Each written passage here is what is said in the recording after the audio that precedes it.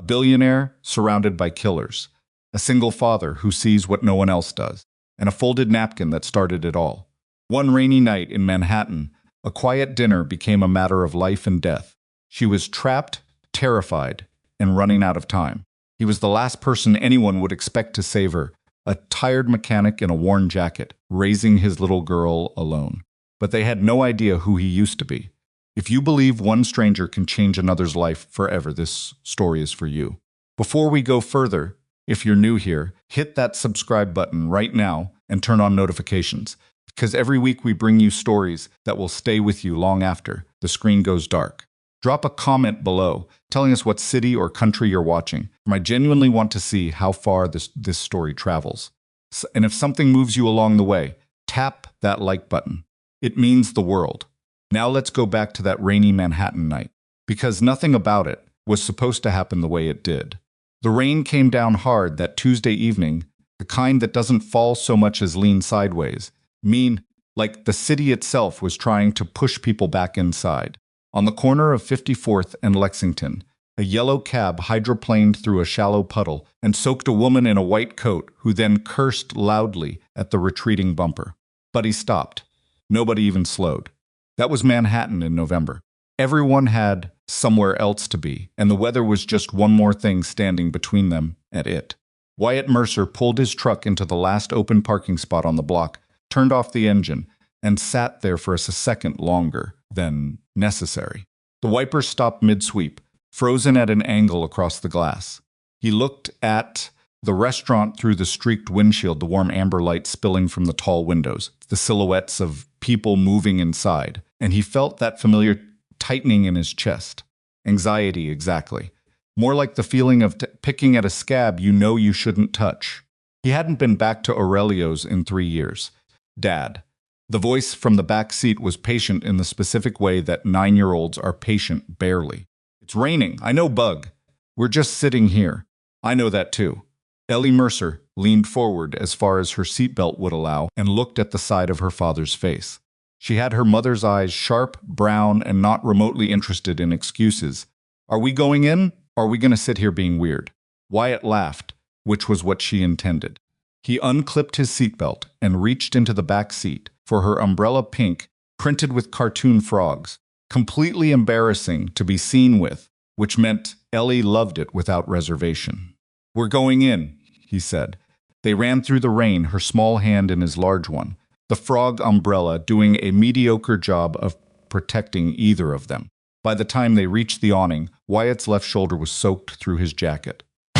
Ellie was dry enough and found this amusing in a way she didn't bother hiding. The matron recognized him. That was the first surprise. Mr. Mercer, the older man, silver-haired, formal in the way that real hospitality professionals are, formal warmth without performance, extended his hand. Been some time, it has. Wyatt shook it. Table for two. Something quiet if you've got it. Of course. They were seated near the back, in a curved booth beneath a watercolor painting of the Amalfi Coast that Wyatt's wife, Dana, had once spent 4 minutes examining at close range before declaring it almost good. He didn't look at the painting. He sat with his back to the wall, old habit, wouldn't die, and opened Ellie's menu for her. What you want? Pasta, she said immediately, not looking up. The one with the butter and the Parmesan and the minus. Tagliolini, that one. She set the menu down. You always know the names. Your mom liked it. He said it the way he said most things about Dana now, plainly, without ceremony, because if he tried to give it weight every time, weight would flatten him. She ordered it every time we came here. Said the portions were wrong, but the flavor was right. Ellie considered this.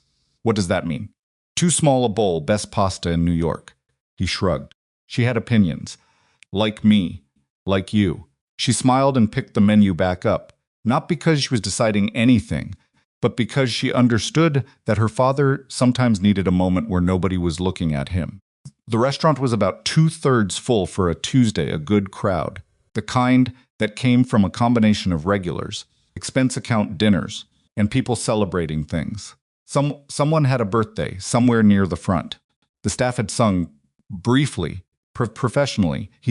Conversation had resumed at that particular restaurant volume, where everything felt important and nothing quite reached you. Wyatt ordered Ellie's pasta. He ordered the branzino, which he'd had once in his life, and vaguely remembered as something Dana would have approved of.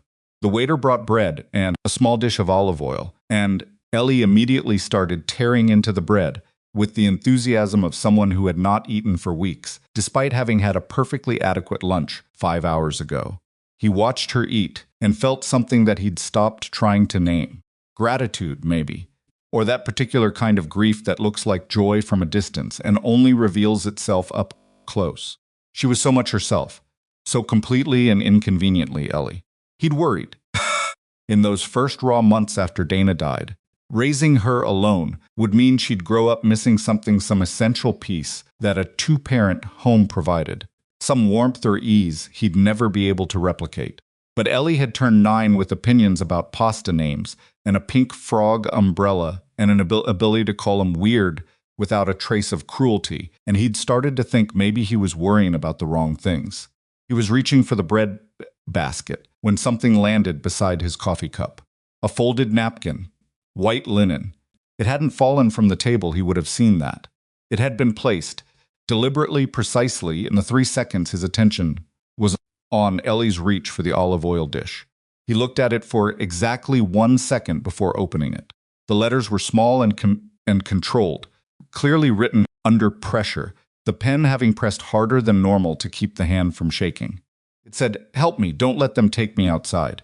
Wyatt read it twice. He looked up slowly, way he'd been trained to look up without urgency, without alarm, the kind of glance that registers everything and appears to register nothing.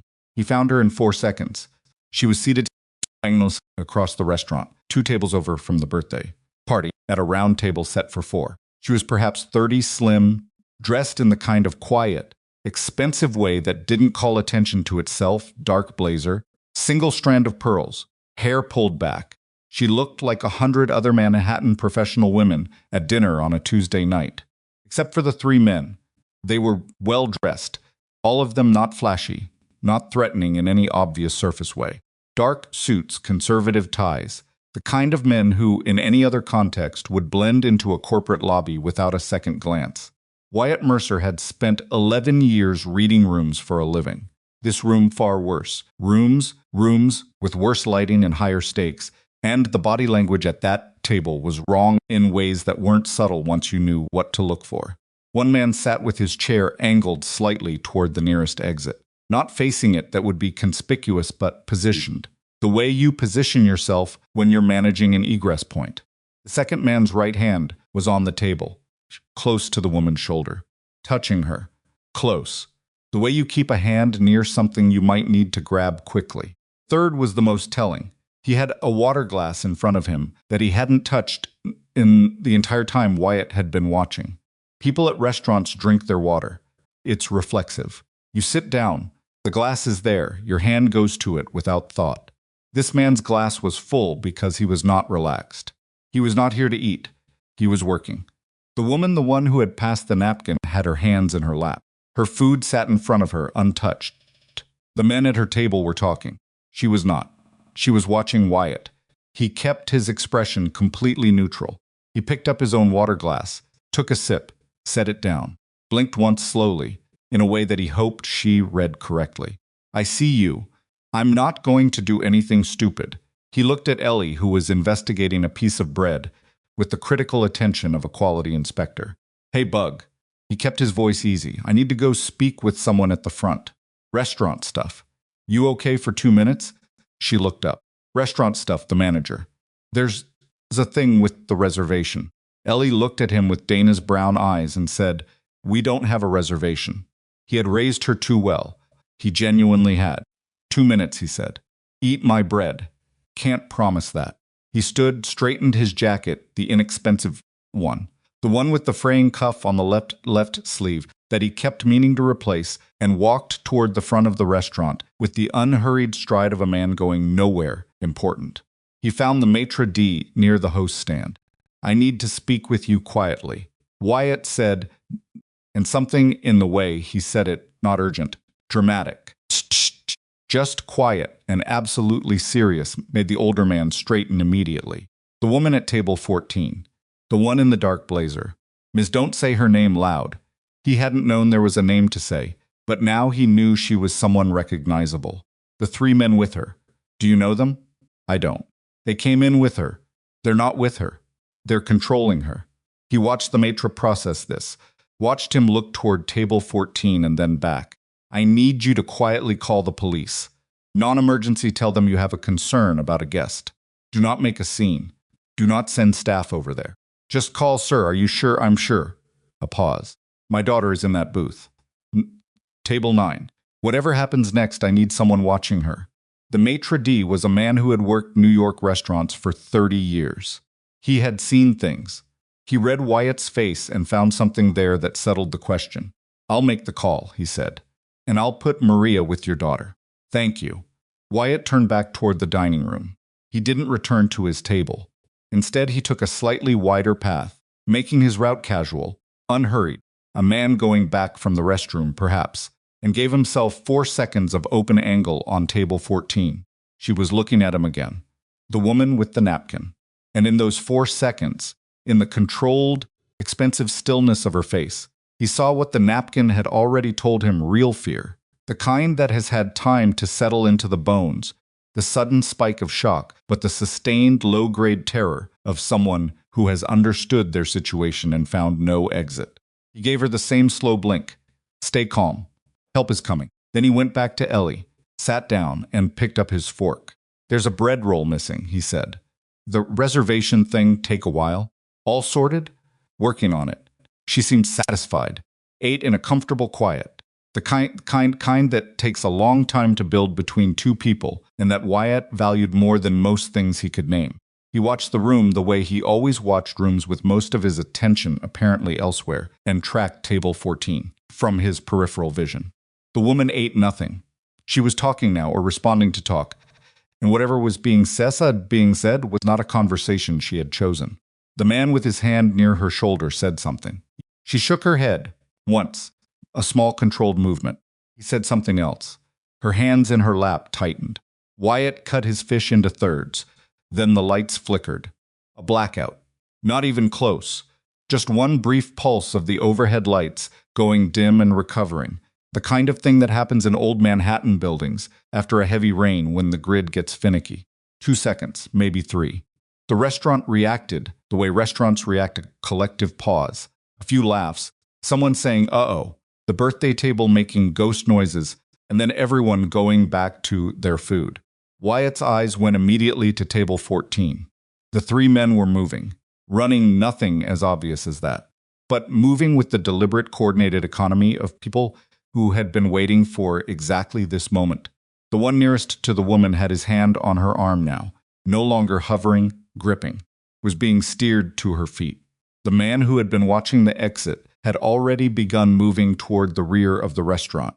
The third walked just ahead, clearing the path. Blair, he didn't know her name yet, but the maitre d's near slip had told him someone was on her feet. She was walking because she had no choice, because a hand was on her arm and she was surrounded, because a crowded restaurant on a Tuesday night was not the place she wanted whatever was happening to become visible. Turned her head, just once, as they moved her toward the rear corridor. She found Wyatt's eyes across the room, and she gave the tiniest, most deliberate shake of her head. He read it instantly.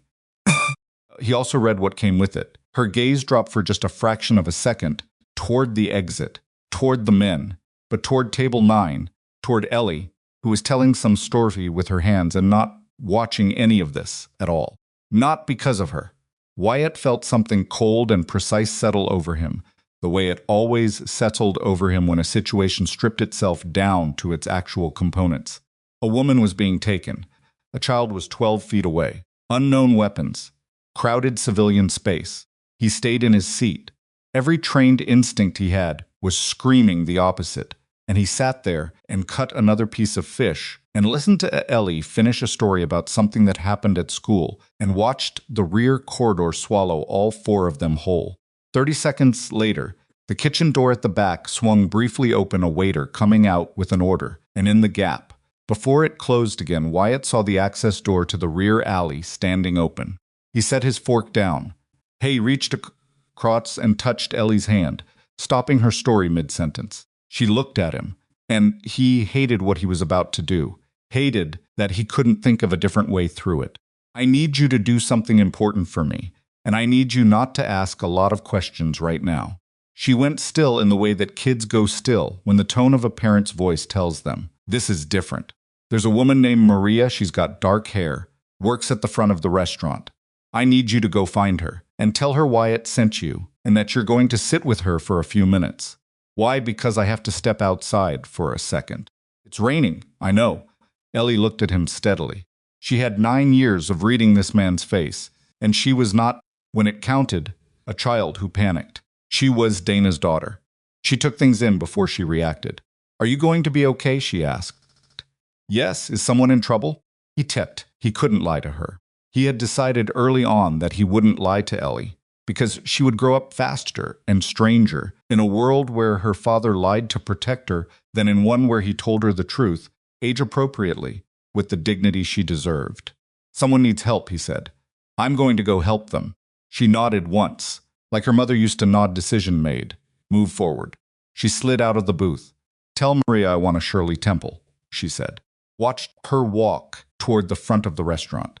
He waited until he saw Maria intercept her, saw Ellie point back toward his table, saw Maria nod and place a hand on Ellie's shoulder with the easy professional warmth of someone who had received a quiet instruction and understood it. Wyatt stood up. He didn't run. Running attracted attention, and attention complicated everything. He walked through the restaurant the way he'd walked through worse places, like a man who belonged there, like a man who knew exactly where he was going, which he mostly did. The rear corridor smelled like old wood and kitchen grease. A single overhead bulb, one of the old incandescent kind, lit the narrow hallway between the kitchens and the service exit. The alley door was closed now, but the latch hadn't caught it. Stood a quarter-inch open, cold air and rain smell bleeding through the gap. He pushed through it. The alley was dark, slick, the kind of narrow Manhattan back alley that exists between buildings as an afterthought, just wide enough for delivery vehicles and lined with dumpsters and the particular smell of wet concrete and garbage that is somehow not unpleasant when the rain has been heavy enough to wash it partially clean. He saw the van, silver panel van, backed in at the far end of the alley. Engine running, he could see the faint exhaust in the cold air. Plates visible from this angle. The rear doors were just closing. Wyatt didn't think. Or rather, he had already done the thinking, in that compressed, efficient way that training installs so deeply it no longer resembles conscious decision-making. The van's position. He knew it, the direction it would have to take to exit the alley. Hitted that there was exactly one route out to the street, and that, at the speed of a careful driver in a rain-slicked alley, he had perhaps 45 seconds. Not after the van that was over. He ran for the mouth of the alley, for the street, for his truck, because there were things you could do when someone was being taken, and things you couldn't. This list of things you couldn't do was longer than people like to admit. He reached his truck in 20 seconds. The van appeared at the alley mouth 7 seconds after that, turning south. He had his engine running before they'd cleared the block. He followed at 3 vehicles' length, which was close enough in Manhattan traffic and far enough to be invisible to anyone not specifically trained to detect a tail. They hit 2 red lights, and he hit 2, and he used both of them to observe the van, checking for second tail, checking for any communication with outside parties, reading what he could from the way the driver moved.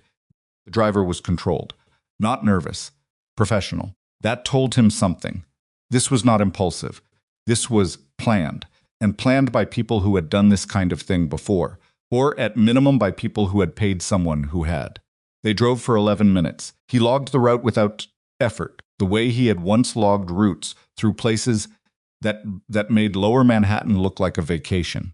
They came out on the west side, crossed into an area that had been light industrial 20 years ago, and was now in that ambiguous state of being neither quite redeveloped nor quite abandoned warehouse buildings that had been converted to offices on the upper floors, while the ground floors remained cavernous and half-empty and rent cheap. The van turned into a loading bay behind a long brick building, and the bay door rolled down behind it. Wyatt drove past. He parked 2 blocks north, turned off his lights, and sat in the dark for 96 seconds, doing nothing except breathing and letting his heart rate come down to something useful.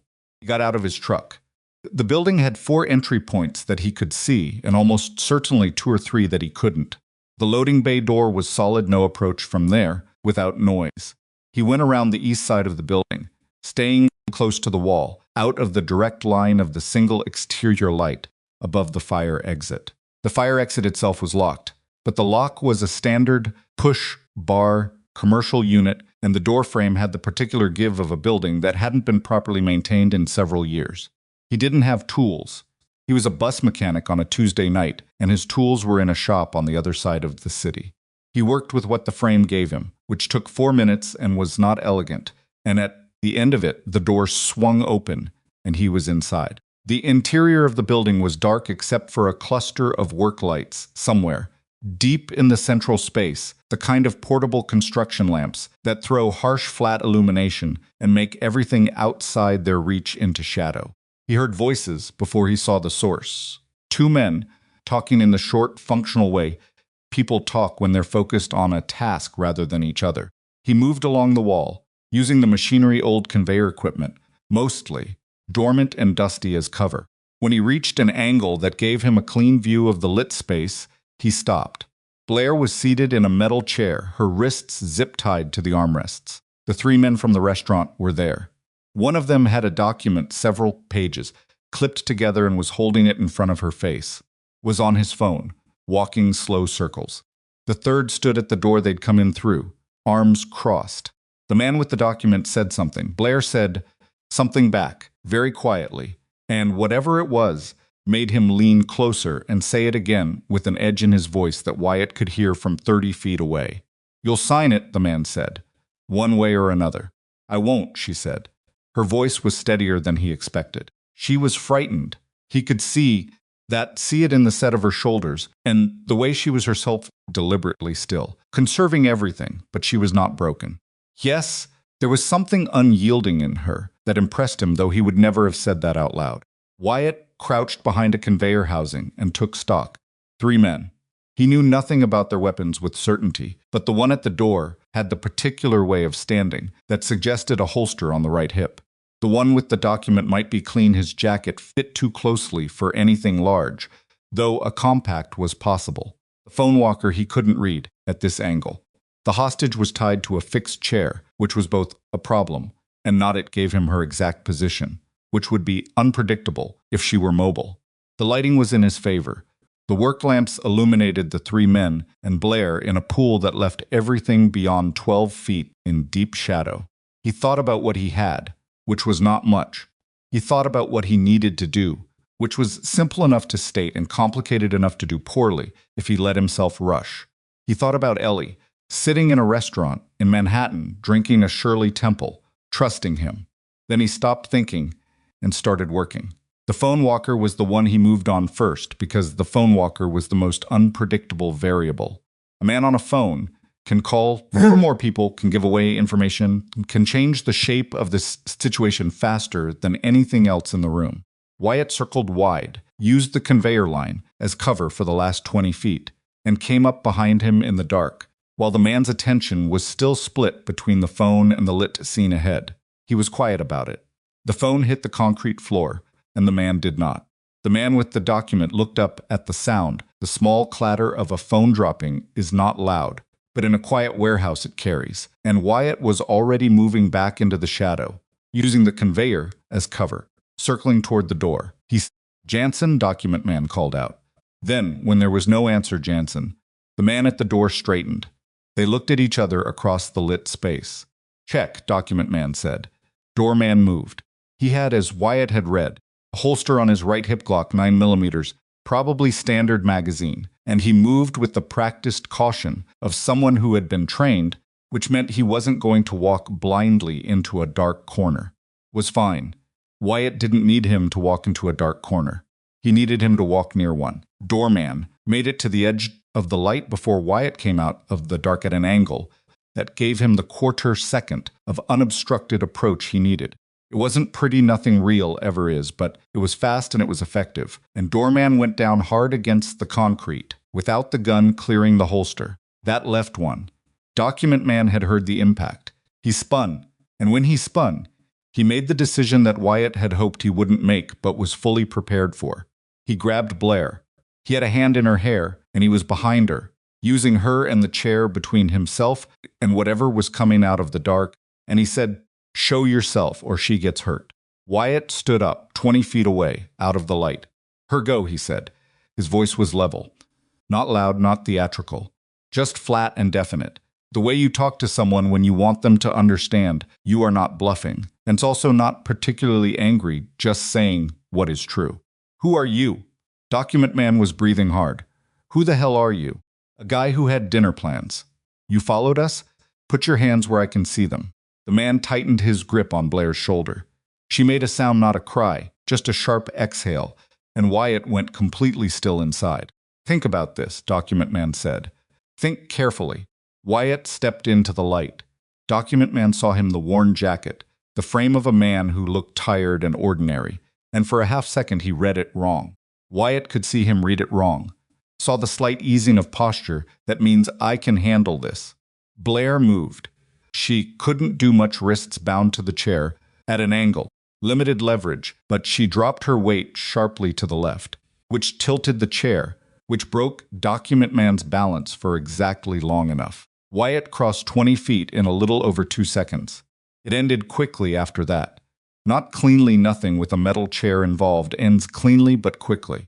Easteen. When police came through the loading bay door, 7 minutes later, the call from the track to the area and a patrol unit had spotted the van. They found 3 men in varying states of being unable to move effectively. A broken work lamp, a zip tie that had been cut with a pocket knife Wyatt carried because he worked with his hands for a living, and 2 people standing in the dark center of a warehouse that smelled like dust and old machinery. Blair Kensington was standing because she had refused to sit down again. Wyatt Mercer was standing 2 feet to her left, slightly between her and the door, because 11 years of training had made that positioning instinctive enough that he didn't know he'd done it until a cop told him to keep his hands visible. "He helped me," Blair said immediately. "Clearly. He's the one who helped me." Cop looked at Wyatt. Wyatt put his hands up, palms out, not the gesture of a man surrendering, but of a man who understands procedure and is not going to make anyone's job harder. He was thinking about Ellie. Specifically, he was thinking that a Shirley Temple was approximately 40 minutes, and that he had maybe used 37 of them. He was going to be late. He reached for his phone with 2 fingers, moving slowly, showing the cop what he was doing before he did it, and called the restaurant. Maria answered. "This is Wyatt Mercer," he said. "I need to speak with my daughter." A pause. Then Ellie's voice, utterly unbothered. "Are you okay?" "Okay. Did you help them?" "Yeah, Bug. Okay." A pause that sounded like chewing. "They gave me 2 Shirley Temples. I said you'd pay." Wyatt laughed, which surprised him. "I'll pay. I'm gonna be a little while longer. Pasta's cold, I know. I ate your bread." Their pause. "Dad." "Yeah. I'm glad you went." He looked at the warehouse around him, the dust, the broken lamp, the concrete floor, the 3 men who would soon be in handcuffs being led past him, and at the woman standing 2 feet to his left who was shaking now, trembling in the specific way the body shakes when the adrenaline finally exits and the reality of what nearly happened fills the space where fear used to be. "Me too," he said. "Me too, Bug." He hung up and turned to face what came next. The precinct on West 54th smelled like burnt coffee and wet coats, which was more or less what every precinct in the city smelled like on a rainy November night. Wyatt sat in a plastic chair that had been designed by someone who had never sat in one, in a hallway outside an interview room, with a paper cup of the aforementioned burnt coffee warming his hands while he waited for someone to tell him he could leave.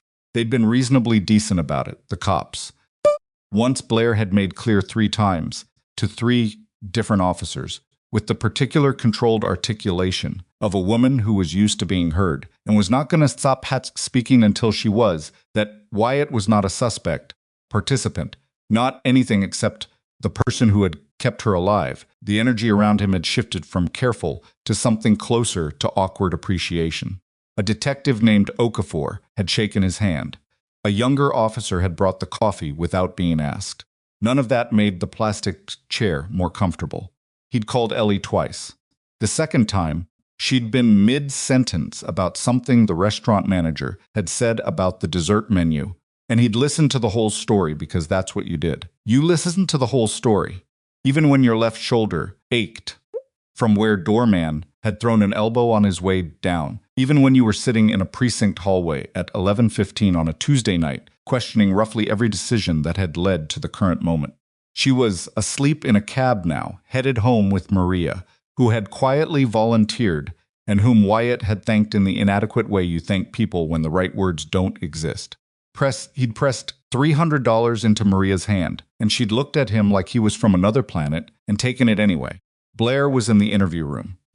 He could hear her voice through the door, occasionally not the words, just the cadence, that steady controlled rhythm that hadn't broken once in the warehouse when the police had arrived. On the ride over here, when someone had put a foil emergency blanket around her shoulders, and she had sat with it, draped across her like a shawl, and stared out the window at rain-wet Manhattan moving past. He sat across from her in the back of the police SUV. They hadn't said much. There wasn't a good script for it.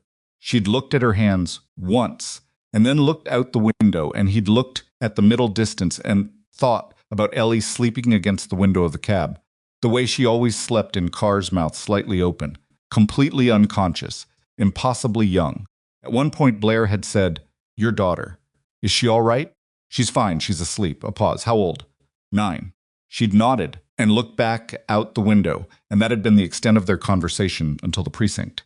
The door to the interview room opened, and Detective Okafor leaned out. He was a broad, careful man in his late 40s, with reading glasses pushed up on his forehead and the patient demeanor of someone who had sat across from a lot of people in rooms like that and had learned to take his time. "Mr. Mercer, you want to come in?" Wyatt set his coffee cup on the floor beside the chair and went in. The interview room had a table, 4 chairs, a mirror on one wall that wasn't fooling anyone. Blair and Kensington sitting on the opposite side with a second paper cup in front of her, and her blazer folded neatly over the back of her chair. Without the blazer, in just a silk blouse, she looked smaller. Fragile, there was nothing fragile about the way she held herself, but human, in a way that the blazer had done some work to conceal.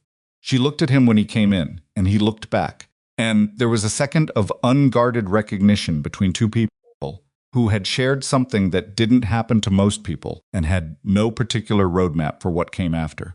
"I wanted to thank you properly," she said. "Not in front of 6 police officers. You don't have to. I know I don't have to. A beat. I'm doing it anyway." Okafor sat down at the head of the table, turned a page in his notepad. "Miss Kensington has given us her statement. I wanted to close out a few details with you both together, if that's all right." Sure, Wyatt said. "Mr. Mercer, you said you identified the situation in the restaurant and alerted the staff before approaching." "I alerted the staff. I didn't approach. You followed the vehicle." "I did." Okafor looked at him over the reading glasses, which he'd pulled down at some point. "You have any law enforcement background?" "Military?" "Yeteri. What branch?" "Navy." There was a particular stillness that settled over Okafor's expression, the look of a man who has put several things together quickly and is not going to make a whole thing about it. He said and made a note. "The men," Wyatt said. "What do you have on them?" "That's an active investigations. I'm asking because I want to know if whoever sent them is still a variable tonight. That's all." Okafor looked at him. Then he looked at Blair.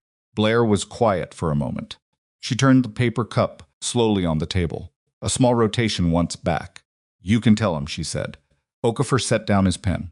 He laced his hands on the table and looked at the space between them and said, "The 3 men are talking. The one he searched for the word incapacitated. First, the one we're calling Jansen for now. He started cooperating within 30 minutes of arriving here. He's been identified as private security, hired contract basis. Contract traced back, preliminary to a holding company." Another pause. "The holding company has ties to Kensington Logistics." He said it carefully. The way you say something when you know it's going to land somewhere complicated. Wyatt looked at Blair. Blair was looking at the table. Her jaw was set in the way jaws set when the rest of the face is doing its best not to show what it's doing. They think it's Preston, she said. Not a question. Brother, Okafor said. My younger brother, she looked up.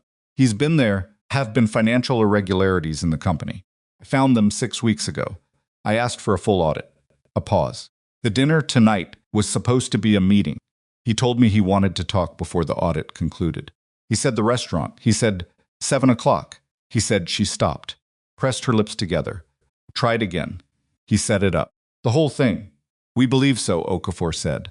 He set up the dinner so it would look like I'd gone voluntarily with associates. Anyone checked the cameras? She shook her head, a small controlled movement. He must have gotten to the cameras too, and the security logs. We're pulling everything. He's very smart, she said, and there was something in the way she said it that wasn't admiration. It was the opposite of admiration. The specific grief of someone who has watched intelligence be spent on the wrong things by someone they'd once trusted completely. He's been very smart for a long time, and I kept not letting myself see it. The room was quiet for a second. Wyatt said, What did the documents say? The ones they were trying to get you to sign. Blair looked at him. Transfer of operational control of 3 divisions. Combined, they represent about 60% of our total revenue base. She said it plainly, the way she must have learned to say large numbers without making them feel like theater. With those divisions signed over, he could have dissolved the assets, settled his debts, and disappeared before any audit findings became public. And without your signature? Without my signature, he has nothing. He's a minority stakeholder. He can't move anything. She picked up the paper cup and put it back down without drinking. That's why he needed me in that chair. Instead, he's going to need a lawyer, Wyatt said. Blair didn't smile. Several. Okafor walked them through the rest of it, logistics, timelines, what they'd need in the coming days. A protection detail for Blair, at least until Preston Kensington was located. A follow-up statement from Wyatt. Contact information, the usual. Wyatt gave all of it without complaint. Though by 11:45, he was running on the specific, empty kind of tired that comes not from physical effort but from sustained vigilance, kind that takes something from you that sleep returns only partially. At the door of the interview room, Blair stopped him. The napkin, she said. What about it? Why did you open it? She was looking at him with the focused attention of someone who had spent years asking questions and needed the real answer, not the comfortable one. Most people would have assumed it was a mistake. Left something at the table, someone's note fell. People would have set it aside. Wyatt thought about it for a second. I saw your hands, he said.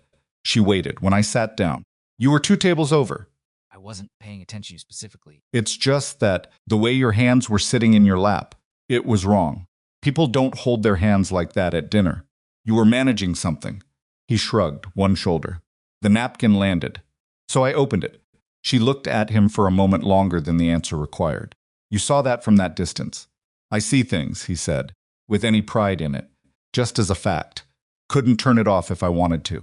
Picked up his jacket from the chair by the door and shrugged it on.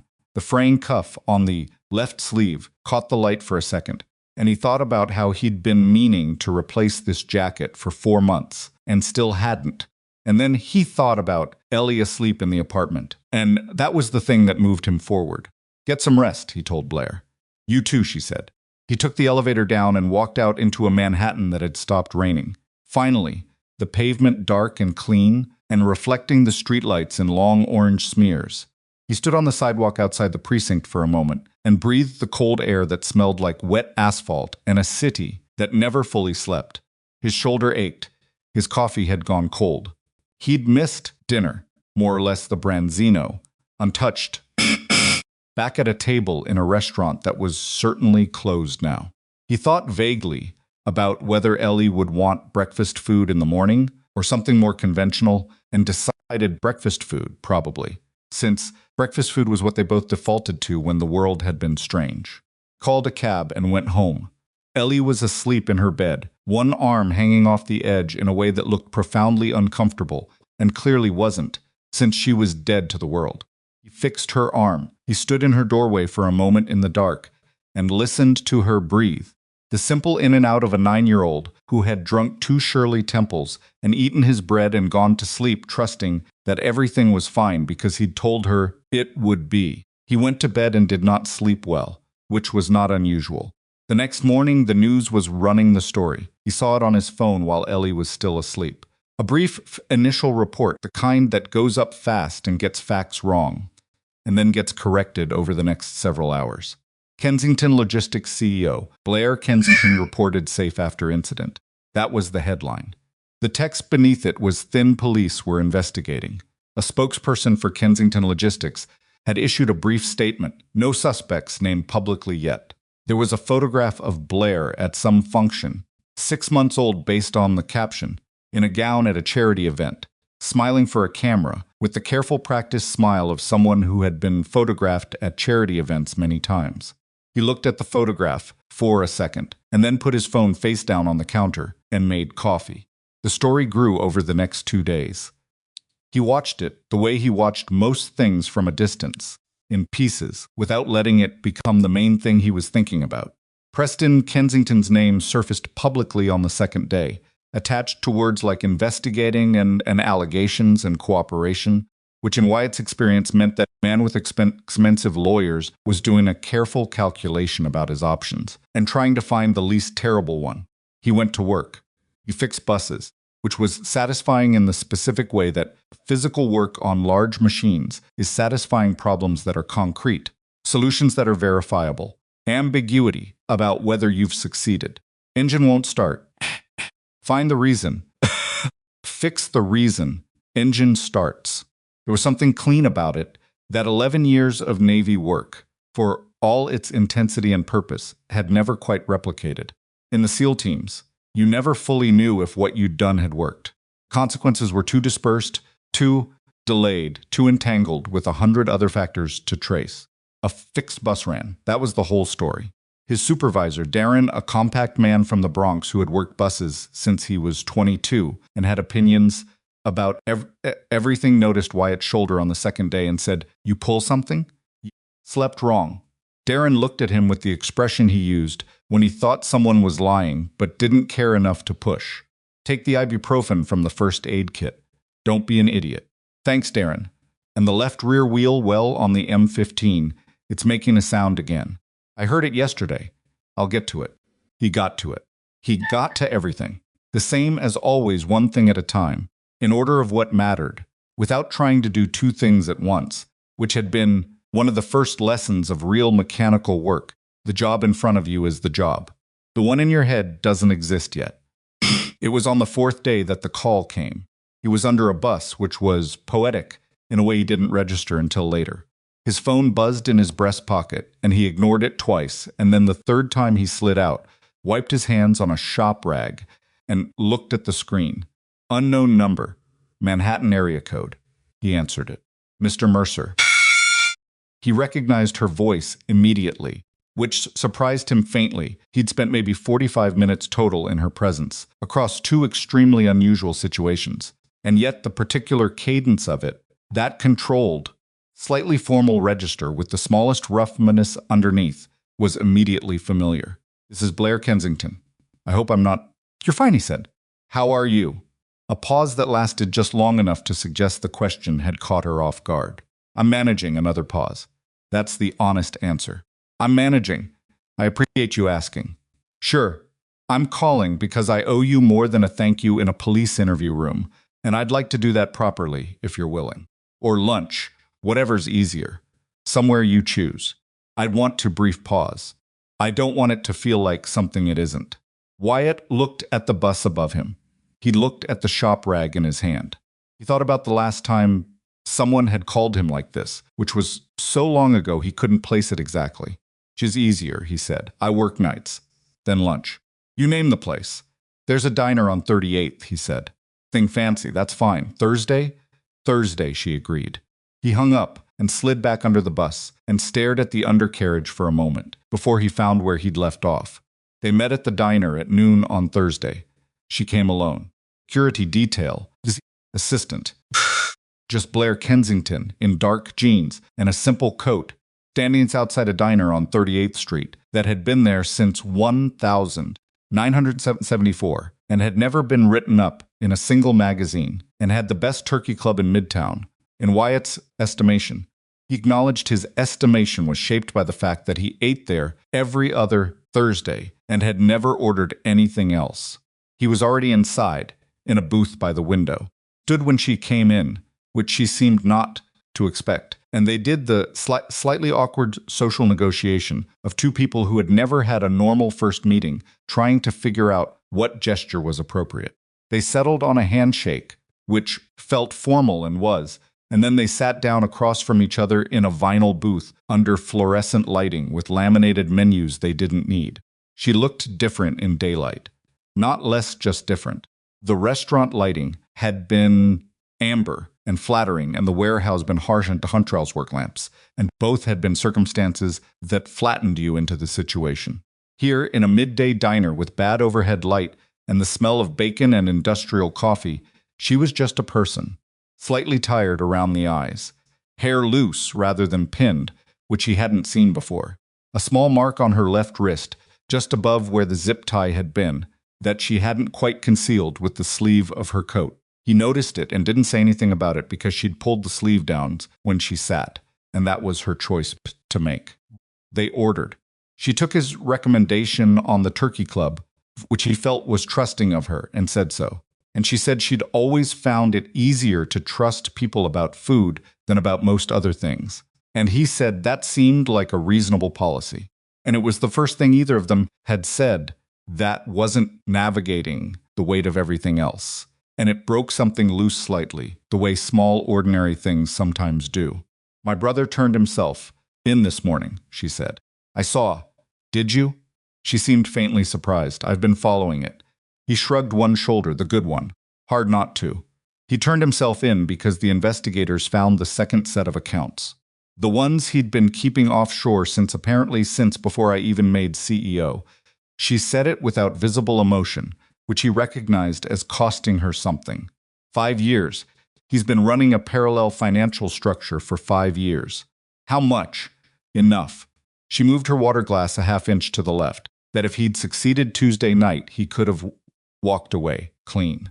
Left the country, probably. The documents he wanted me to sign would have taken weeks to unravel. A pause. By which point, I'd have been whatever he'd planned. The word hung there. Wyatt let it hang. He didn't try to put something softer in its place, because she was smart enough to know what that word meant, and didn't need protection from it. How are you actually doing? He asked. She looked at him. Then she laughed, briefly, in a way that had surprise in it. You ask me that on the phone, too. Still asking. I sleep approximately 3 hours a night. Currently, she said. Yes, he intervened. I wake up at the point where they grab my arm in the restaurant, and then it's wake for 2 hours. And then I sleep for another hour, and then it's 5 in the morning, and I may as well work. She said it matter-of-factly, the tone of a person reporting symptoms, rather than seeking sympathy. I've been told this is normal. Post something. Post-traumatic stress, he said. Doesn't feel like it. She agreed. It doesn't. Does it help to know it stops? She looked at him carefully. Does it? He thought about the first year after Dana. The way he'd wake at 3 in the morning, for no reason he could name, except that sleep had become unreliable, had become a place where his brain did whatever it wanted with the material he'd given it. The buses in the dark yard outside the shop, the coffee that he drank too much of, and the silence that he'd slowly, over a long time, learned to make peace with rather than fight. Mostly, he said. She received that honestly received, the mostly without flinching from it. He respected that. The food came.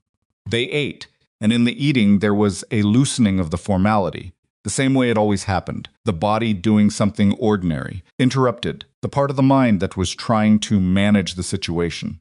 You were just two people eating lunch and talking. She asked about Ellie. Genuinely, with specificity, she asked about Ellie, the way people ask when they actually want to know, not when they're filling conversational space. He told her about the Shirley Temples, and she laughed, and the laugh was real, unguarded in a way that made him think it didn't happen as often as it should. He asked about the company. She told him not everything. The inside detail that was still entangled with investigators and lawyers, the shape of it, what it meant to rebuild trust from the inside out when the source of the betrayal had been family. She talked about it with the bluntness of someone who had processed it enough to describe it, but not enough to have stopped being angry. He used our father's name to open the offshore accounts, she said at one point. Their father had died 4 years ago. She said this without explanation, which meant she knew he'd figure out the implication that Preston had forged signatures, possibly before their father had even died. Know yet, which is worse, that he did it, or that it was so easy. Worse that he did it, Wyatt said. She looked at him. The ease is just a fact, he said. What he did with the ease that's on him. She was quiet for a moment. Then she said, "You're different than I expected." "What did you expect?" "I'm not sure." She looked at the table, at the remains of the turkey club, which had in fact been excellent. "When I wrote that napkin, I picked you because you were the only table I could reach without them seeing, and I knew you hadn't been there when they walked me in. So there was no chance you were part of it." A pause, and you were sitting with a child. I thought, if nothing else, a man sitting with his child in a restaurant probably isn't going to make things worse. "That's a low bar," he said. It was a low moment. Couldn't argue with that. She looked at him again, more directly. "In the warehouse. The way you moved, that wasn't a mechanic. I'm a mechanic now. You know what I mean?" He did. "Navy SEALs," he said. 11 years. I got out when my daughter was born. My wife, she didn't want to raise Ellie alone, and she was right not to want that." He said it the way he said most things about that period, plainly, with the particular flatness that wasn't coldness, but was the result of having said it enough times that the edges had worn smooth. Dana died 18 months after Ellie was born. Cardiac event. Completely without warning. Blair didn't say she was sorry, which he appreciated. She said, "How old were you?" 24 when Ellie was born. 25 when Dana died. That's very young to carry that. "You carry what you've got," he said. She considered him for a moment. "Do you miss it? The Navy work?" He thought about it honestly, because it was an honest question, and she deserved the honest answer. "I miss the clarity of it," he said finally. "You always knew what the job was. You might not like it, might not have all the information you needed, but there was always a job. Objective." He moved his coffee cup. "The hard part of regular life is that the objective isn't always obvious." She said it isn't. "What's yours?" he asked. "After everything." She looked at him and he thought she might deflect it. It was the kind of question people deflected, and she had every right to, but she didn't. "Fix what's broken," she said, "in the company." And a pause. "Figure out how I spent 5 years running a business and missed what was happening right next to me." She said it quietly, without self-pity, but with the weight of someone who had not yet finished sitting with that question and knew they hadn't. "I'm very good at looking at a problem across the room. I'm apparently not good at seeing the ones at the table." Wyatt thought about the restaurant. Her hands is in her lap. The napkin folded and placed in 3 seconds while 3 men watched everything except a tired mechanic in an inexpensive jacket. "You saw me," he said. She looked up. "At the restaurant," he said. "With everything they were doing, everything you were managing, you still saw me. You figured out what I was in about 6 seconds and made a decision." He said it the way he said things that were true. "That's not someone who can't see what's in front of them." She was quiet for a moment. Something in her face shifted, not dramatically, just slightly, the way a fixed point shifts when the pressure around it eases. "You saw me first," she said. "Yeah," he said, "but you knew I did." They sat with that for a moment.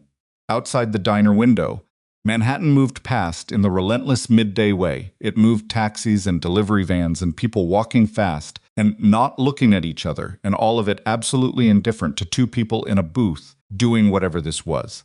He thought about the napkin. 8 words pressed into linen, passed in 3 seconds.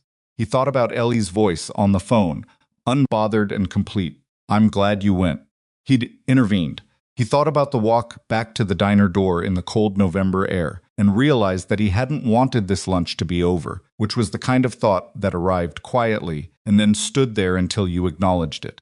The bill came. He paid it. She tried to argue, and he said it was his recommendation, so he'd pay for it.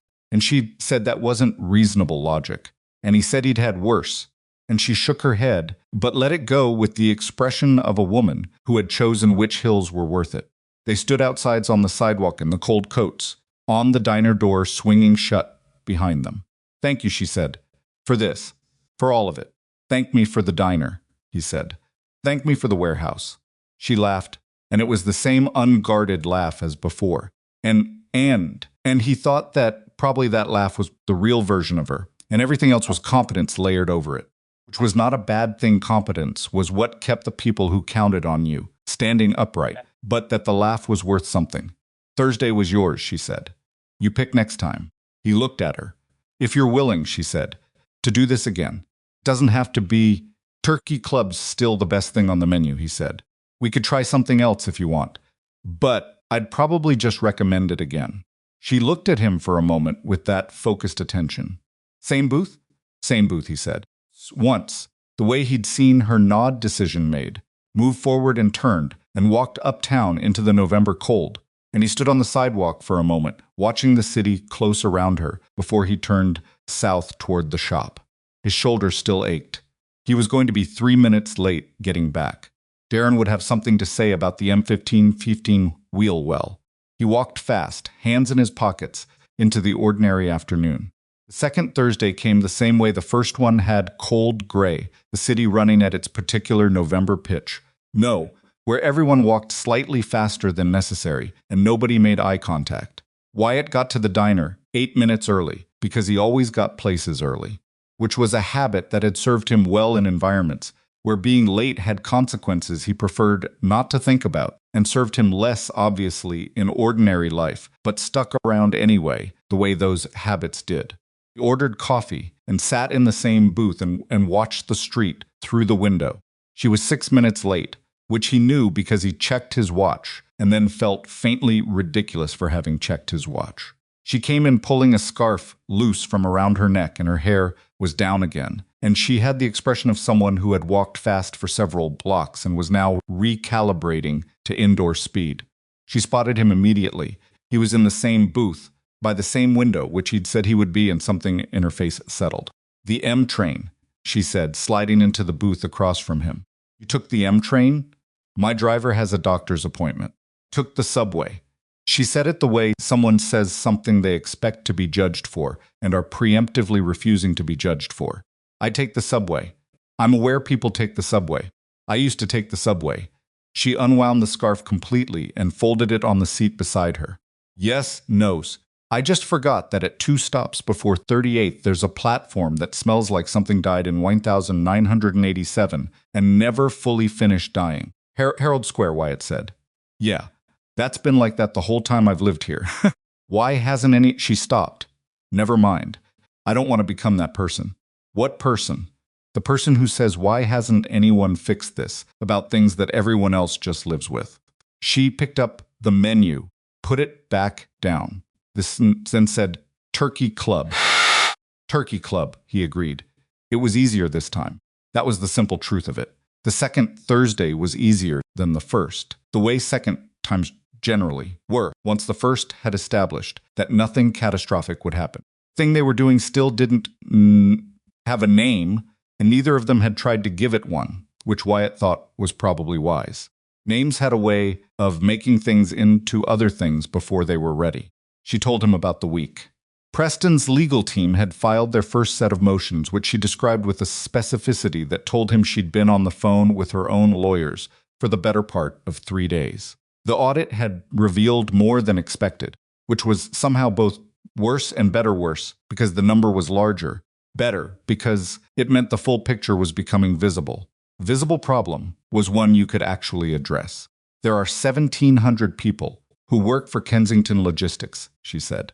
"Keep thinking about them.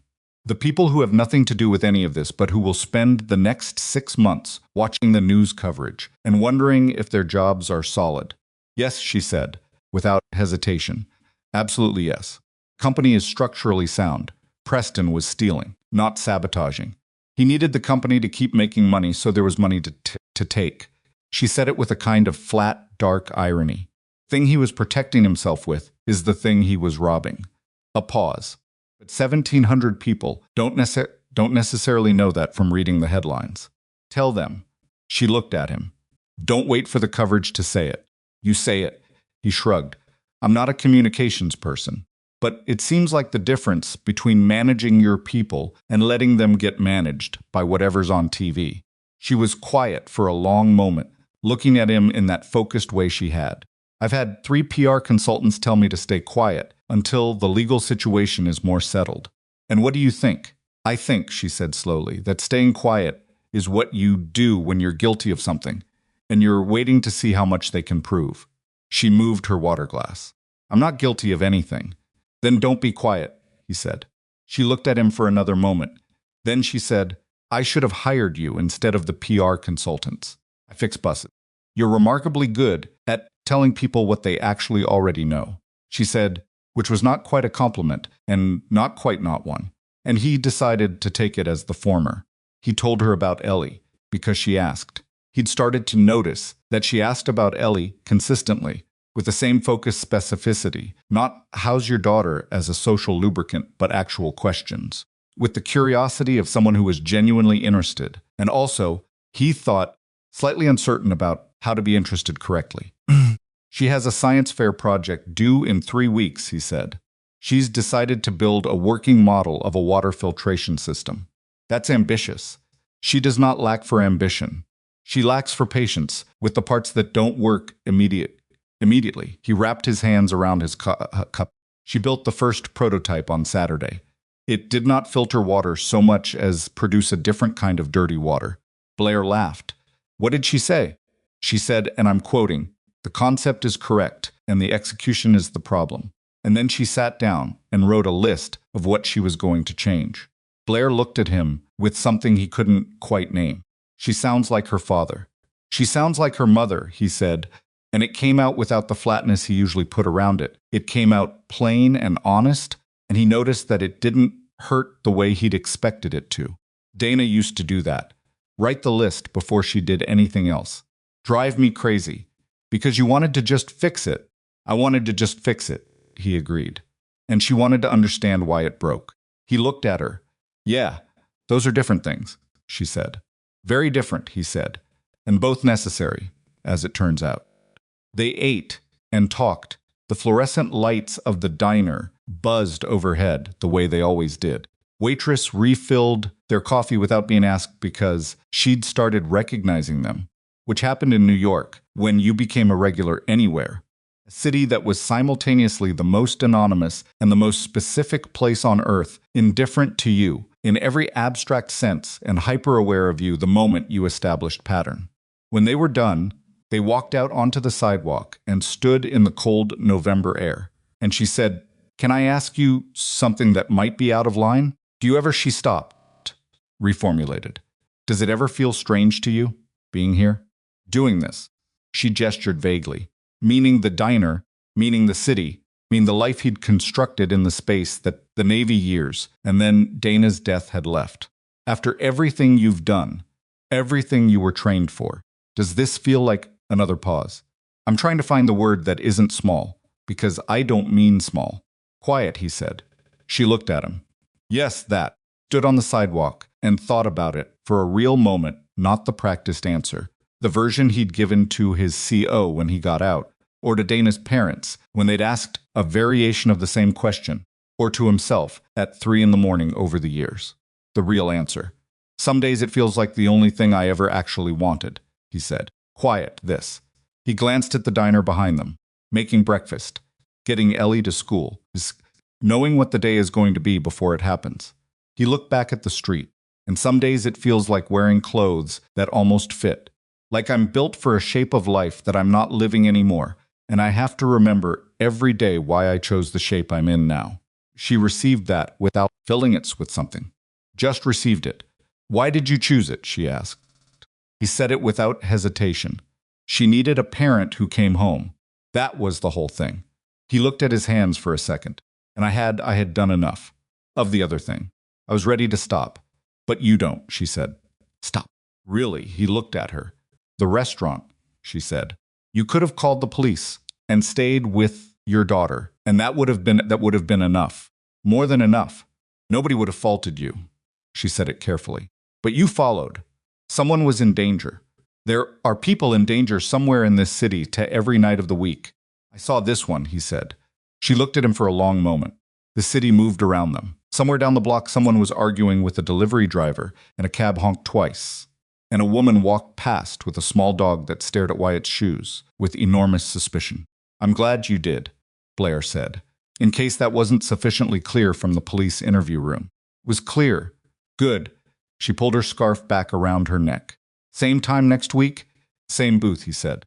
She smiled, not the charity event smile from the photograph he'd seen on his phone, the practiced one, the small, surreal one that showed up when she wasn't thinking about it, and turned and walked towards the subway, which he considered a good sign, because it meant she was going to take the M train again rather than wait for her driver. And anyone who took the M train voluntarily twice was either adjusting or stubborn. In his experience, both of those qualities were useful. He watched her go for a moment, and then walked to his truck. It was Ellie who said something first. This did not surprise him. Ellie at 9 had an almost geological patience with information she gathered it, turned it over, examined it from multiple angles, and then at some point that she determined entirely on her own terms, she said a thing.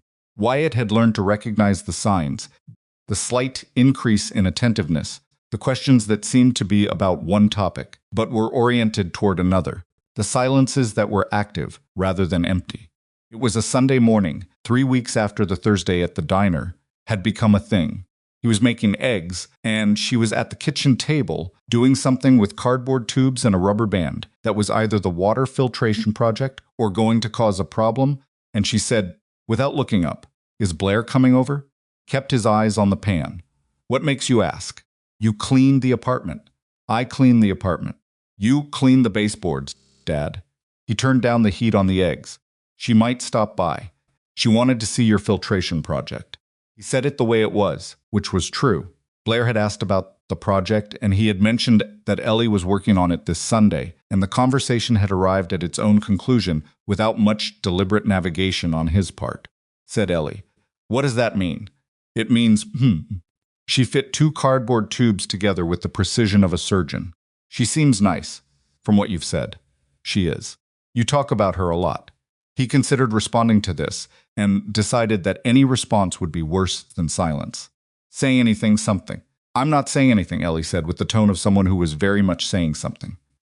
"I just noticed things," she said. "Like you." "Like me," he agreed.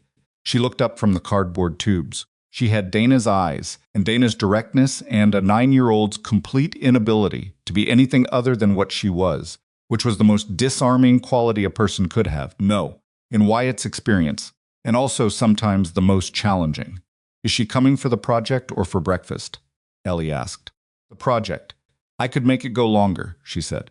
"The explanation, if needed." He stared at her.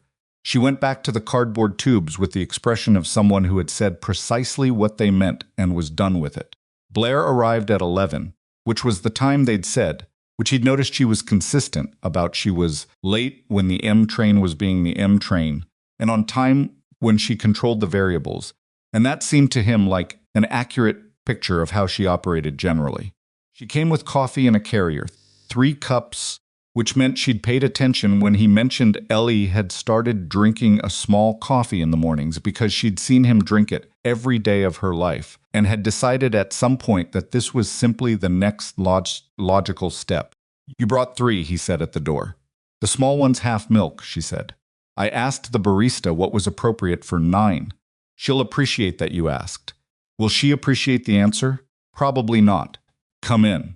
The apartment was what it was, which was a 2-bedroom in a building that had been built in 1962 and had been updated in ways that were mostly functional and never decorative, with bookshelves that were overloaded and a kitchen table that had a slight wobble on the left side that Wyatt had fixed 3 times, and that kept returning with the stubbornness of a structural problem, pretending to be a surface problem. The living room had a second-hand couch that was extremely comfortable in the specific way that unattractive furniture often was, and the walls had photographs Ellie at various ages, one of Dana that he'd framed and kept on the bookshelf without ceremony, a few landscapes from places he'd been, before he'd had the presence of mind to think about why he was keeping them. Blair came in and looked around in the uncomplicated way. She looked at most things, taking it in without performing a reaction to it, and then Ellie appeared from her room with the filtration prototype in her arms and the expression of someone who had prepared a presentation and was ready to give it. And that was the end of any adult conversation for the next 40 minutes. He watched Blair watch Ellie explain the project. She was good at it in a way that he hadn't anticipated, and then immediately he thought she listened without interrupting, which was rarer than it should have been, and she asked questions that were actual questions, rather than the encouraging adult question variety that kids identified immediately and found condescending. Ellie's second iteration of the filtration system produced water that was measurably cleaner than the first, but still slightly brown. Blair said, "So the activated carbon layer is the variable," in a tone of genuine interest, and Ellie said, "Yes, exactly," with the gratified energy of someone who had been correctly understood. Wyatt made more coffee and stayed out of it mostly, which was the correct read of the room. At one point, Ellie said, "Dad says you run the whole company." "Company," Blair said. "Yes, that's a lot of people depending on you." "It is. Does it feel heavy?" Ellie asked. She asked it the way she asked most things without self-consciousness, because she was 9 and had not yet learned that some questions weren't asked, and also because Dana had raised her, through Wyatt, that ask the real question. Blair looked at her for a moment. "Sometimes," she said, "when something is yours, when you've built it or inherited it and then rebuilt it, the weight is a different kind of weight than something that was just put on you." Ellie considered this with the seriousness she gave to things she intended to think about later. "Like the project," she said. "What do you mean?" "It's heavy to carry around, but I want to carry it." She looked at the filtration prototype. "'Cause it's mine." Blair looked at her for a moment. Then she looked at Wyatt, and her expression had something in it that he didn't try to read too precisely because it was not a reading. Too precisely kind of moment. "Yes," Blair said. "Exactly like that." They had lunch at the wobble-legged kitchen table sandwiches. Nothing complicated, because Wyatt cooked well at breakfast hours and acceptably at dinner hours, and at lunch he assembled things rather than cooked them, which was an honest reflection of where his skills peaked. Blair ate the sandwich without any visible expectation that it should be otherwise, which he appreciated. Ellie talked about school, not to fill silence, but because she had things to say, and both adults were listening, and that was sufficient motivation for a 9-year-old. She talked about her friend Priya, who had gotten a hamster and was now conducting what she described as a behavioral study, but which from the details sounded more like a hamster circus. She talked about her math teacher, who was either a genius or insane, and she said this with the tone of someone who had genuinely not ruled out either option. Blair listened to all of it, as she laughed when it was funny and asked a follow-up question when it was interesting, and let it wash over her when it was 9-year-old detail that didn't require a response. And she did all of it with the ease of someone who was either naturally good with children or had decided to be. And Wyatt couldn't tell which, and decided it didn't matter. At some point in the early afternoon, while Ellie had retreated to her room to modify the filtration system based on Blair's carbon layer comments, Wyatt and Blair were standing in the kitchen with coffee, the way people stand in kitchens, leaned against the counter with a comfortable distance between them. "She's remarkable," Blair said. "I know," he said. "Pride, exactly. With the kind of certainty you have about something you can see clearly, because you've watched it develop day by day, so close that you almost missed the whole of it. You've done a good job," she said. "I've made a lot of mistakes, I'm sure." She looked at him steadily. "That's not what I said." He was quiet for a moment.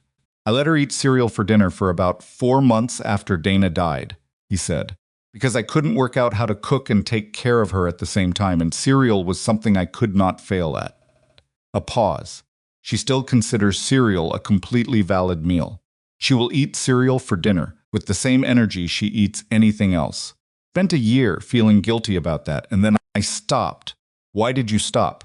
"Because she's fine," he said plainly. "She's genuinely fine. Happy, sharp, good at people, relentlessly interested in everything. I did enough right that the things I did wrong didn't define it." Blair looked at him. "That's a hard thing to believe about yourself." "Took a while." "How did you get there?" He thought about it. She drew me a picture, he said, when she was 6. Preschool kind of thing, stick figures. The sun with the lines coming off it, the whole setup. There was a tall stick figure and a small stick figure, and they were both smiling, and underneath it she'd written us in her 6-year-old handwriting. He looked at his coffee cup, and I thought she drew us, and she made us both smiling. That's what she sees. That's what she actually lives with. He shrugged. Hard to keep feeling like a failure after that. Blair was quiet for a moment. I wish I had a picture like that, she said. It's not with self-pity, with the plain honesty of someone naming a true thing. He looked at her. She was looking at the window, at the gray November light coming through it. She had the expression she got when she thought nobody was watching, the one where the competent stepped back slightly, and something more tired and more real was visible underneath. Blair, he said. She looked at him. You're going to be okay, he said, as comfort, not as reassurance, as a statement of observable fact, the way he'd say a repaired engine was going to run. That probably sounds. It doesn't. A pause. When you say it, it sounds like you mean it. I do mean it.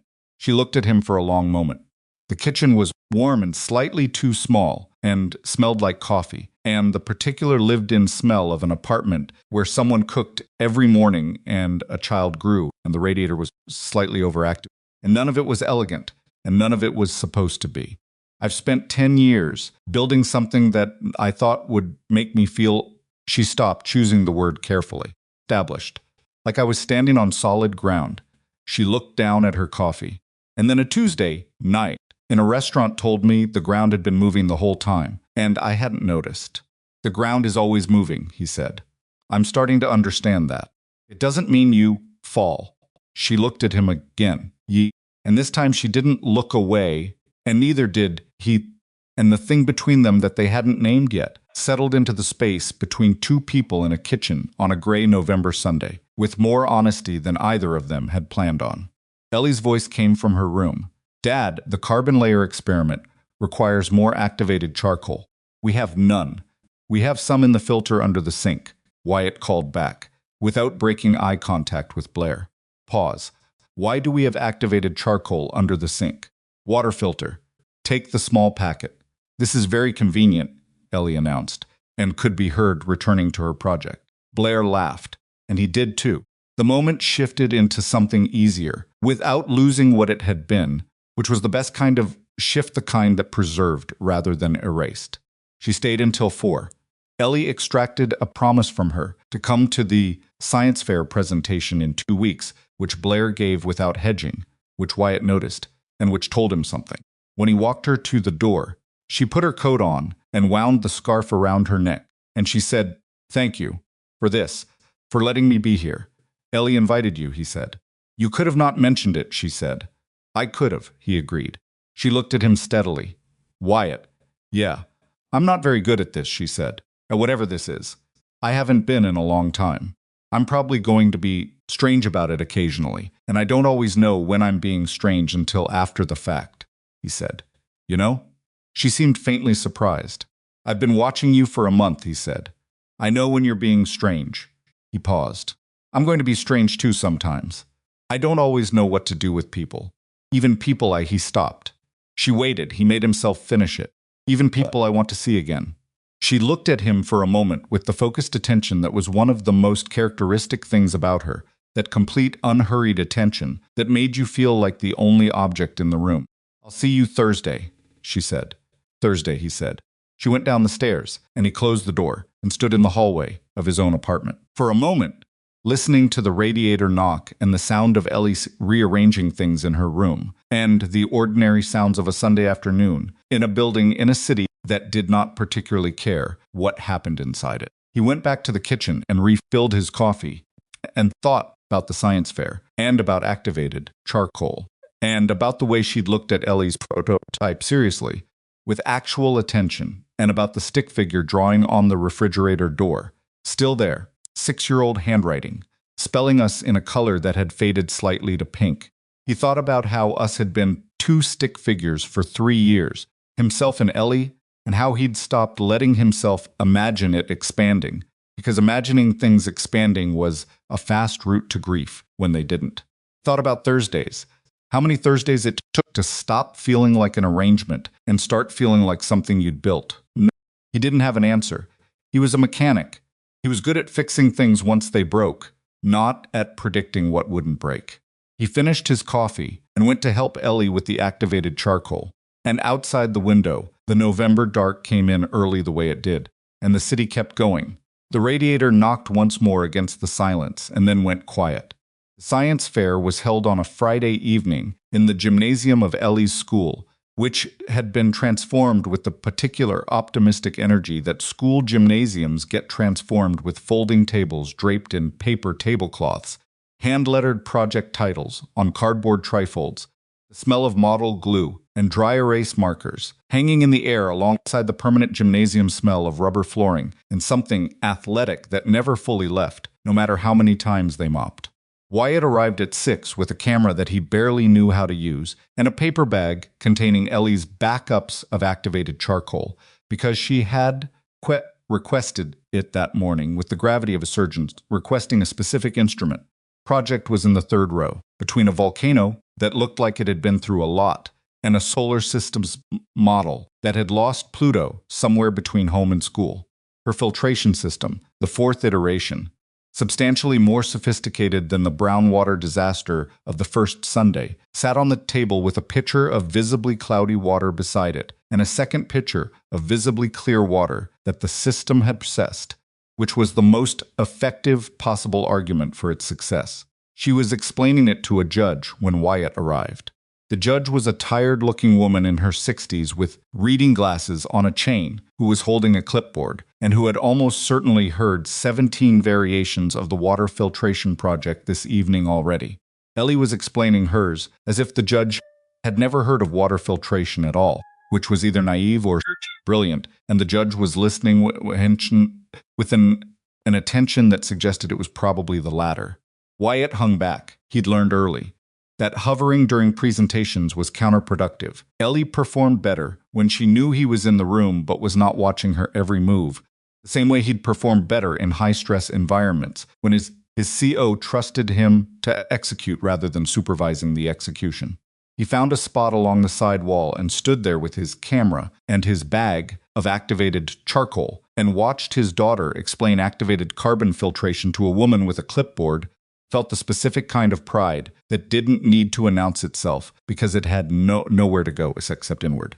Blair arrived at 6:14. He saw her before she saw him. She came through the gymnasium door with the slight disorientation of someone entering a space that was louder and more densely populated than expected, looked around once with that focused efficiency of hers, and found him in approximately 4 seconds. She was in dark slacks and a coat she hadn't taken off yet, and she was carrying a small bouquet of flowers that she was holding slightly away from her body, like she wasn't sure what the protocol was for bringing flowers to a child's science fair and was hedging her bets. He crossed the gymnasium to her. "You came," he said. I said I would." She said it simply, without making anything of it, which was the thing he'd noticed she did when she'd done something that mattered, treated as unremarkable, as though showing up for people was just what you did and not worthy of acknowledgement. He understood this because he did the same thing, and he'd come to understand in both of them it came from the same place, the belief that reliability shouldn't require a ceremony. "Flowers," he said, nodding at the bouquet. She looked at it. "Too much? She's going to love them. I wasn't sure. I didn't want it to feel like I didn't want her to think I was trying to..." She stopped. "Blair." He looked at her steadily. "She's going to love him." She exhaled something. Okay. He led her over to Ellie's table, timing it for the gap between the judge's departure and the next wave of visitors. Ellie looked up from adjusting the pitcher and saw them both, and her face did the thing it did when she was pleased. Not a wide grin, but a complete and immediate stillness. All the processing power went to receiving the information fully before expressing anything. "You came," Ellie said to Blair. "I said I would," Blair said. Ellie looked at the flowers. "Are those for me?" "They are." Ellie took them with both hands and looked at them with the same considered attention she gave to most things. "Buddy's brought me flowers before," she said. Not with sentiment, with fact, the way she delivered most things. "It's overdue," Blair said. Ellie looked at her for a moment. Then she said, Do you want the full explanation or the short version? Full, Blair said. Ellie explained the filtration system. For the third time that evening, it was the best version, yet she'd refined it with each telling, the way good explanations got refined, cutting what didn't matter and sharpening what did. Blair listened, the way she'd listened in the apartment, with real attention, and asked two questions that were good enough that Ellie stopped mid-sentence, the second time to say, that's actually the most interesting question anyone's asked tonight. I work in logistics, Blair said. Filtration is relevant to several of our operations. Really? Ellie's interest upgraded immediately from social to technical. Really? We have water treatment considerations at 3 of our facilities. What kind of contamination? Industrial runoff mostly. Sediment and particulate. Your carbon layer would be effective, but you'd need to scale the contact time significantly. Ellie grabbed a pencil from the table. How significantly? Wyatt watched them work through it on the back of Ellie's notes and thought about the word us on the refrigerator. The stick figure drawing in faded pink, and did not let himself think too directly about what he was thinking. Some thoughts needed to arrive at their own pace, or they arrived wrong. Ellie won second place. The first place ribbon went to the Solar System project, Pluto's absence apparently not having been penalized, which Ellie accepted with philosophical equanimity. She noted that the filtration system had received more questions from visitors than any other project in the third row, which she considered the more relevant metric. Second is still very good, Wyatt told her on the way to the car. She said, I'm not upset. I'm just collecting data for next year. What's next year's project? I haven't decided yet. She was carrying the flowers in one hand and the second place ribbon in the other, and she looked completely satisfied with both. Maybe something with soil or atmospheric pressure. She glanced sideways at Blair, who was walking with them to the parking lot. Problems does your company have that science could solve? Blair looked slightly startled by the question, and then visibly charmed by it. I'll make you a list, she said. I'm serious, Ellie said. I know you are, Blair said. So am I. That was, Wyatt thought later, the moment he stopped hedging in his own head. Dramatically, he didn't have dramatic internal moments, as a general rule. Quietly, practically, with the same recognition he had when a repaired engine turned over cleanly, the thing was working. That was enough. What he didn't know yet would arrive 12 days later, on a Wednesday morning like a piece of machinery failing mid-operation, was that some repairs had limits. He was under a bus when Darren came to get him, which was how Wyatt knew immediately that something was wrong, because Darren did not come to get people from under buses unless the alternative was worse. Call, Darren said. Some lawyer. Says it's about the Kensington case. Wyatt slid out, wiped his hands, and took the phone that Darren was holding with the particular expression of someone who had handled this call carefully because it seemed like it required handling carefully. The lawyer's name was Fitch. He represented Preston Kensington, and he was calling, he said, as a professional courtesy because his client had decided on a course of action and certain parties should be informed before it became public. His voice was the voice of a man who used courtesy as a weapon, who delivered bad news in the register of good manners, and who had done this so many times that the performance had become indistinguishable from the reality. Preston Kensington's legal team had filed a counterclaim. Counterclaim alleged that Blair Kensington had mismanaged company assets over a period of 3 years, that the audit she had ordered was retaliatory in nature, that the incident at the restaurant and warehouse, the kidnapping, Fitch did not use that word, had been, in some construction of legal language that Wyatt didn't follow, facilitated, or escalated by Blair's own actions in the months prior. Why are you calling me? Wyatt said. Because Mr. Mercer, Fitch said, with the measured pace of someone arriving at a destination they'd planned all along. Urine appears in several of the documents we've filed. As a witness, and as someone whose actions on the night in question may be characterized in ways you might want to be prepared for. Characterized how? A pause. My client believes that Ms. Kensington had advance knowledge that there might be a confrontation at the restaurant that evening, and that she arranged for, let's say, protection in advance. Your presence there, your specific background, and the nature of your response could be interpreted as, was at dinner with my 9-year-old daughter, Wyatt said. His voice was level, completely level. I saw a woman being taken. I acted. Of course, Fitch said. And I'm sure that's precisely what you'll say. I just wanted you to be aware that the framing may be... Think we're done here, Wyatt said. He gave the phone back to Darren and stood in the middle of the shop for a moment with his hands at his sides, feeling the particular cold clarity that replaced anger in him when the anger was real enough when it bypassed the heat and went straight to something precise and hard and still. He called Blair. She answered in 2 rings. I know, she said. My lawyer called 20 minutes ago. Tell me you knew this was coming. Pause. Not this specifically. I knew Preston would try something. His lawyers they've been looking for an angle since he turned himself in. They'd use you. It's not about me, he said. It's about you. I'm just a tool for it. Wyatt.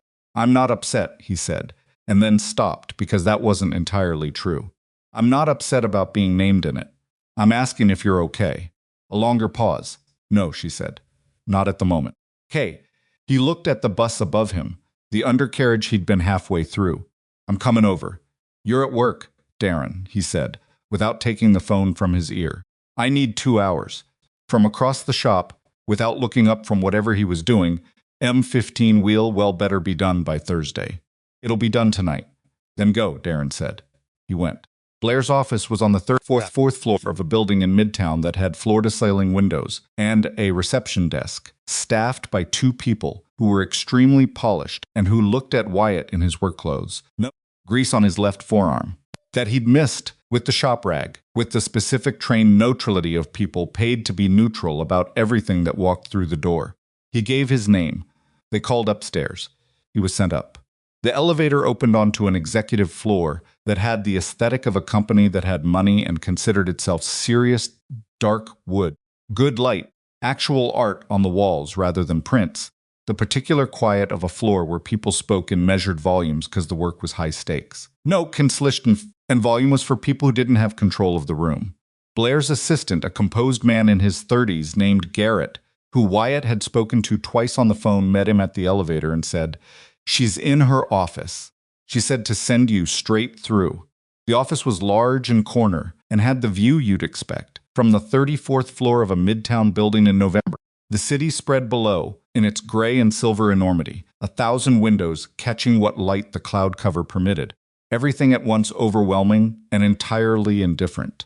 Blair was at her desk, which was covered in documents. Messy, she wasn't a messy desk person. He had already gathered this, but densely layered with the specific organization of someone who was managing a large and complicated problem and had created a physical map of it.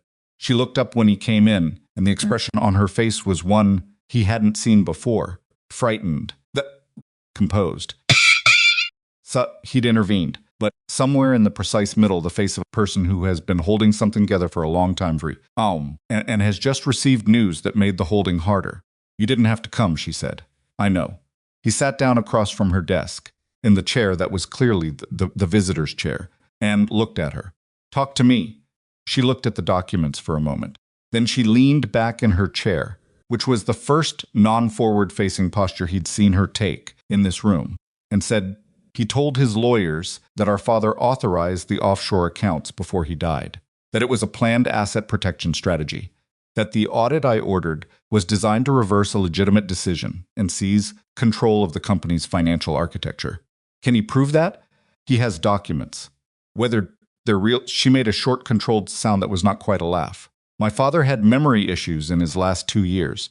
Significant ones. Preston managed his affairs.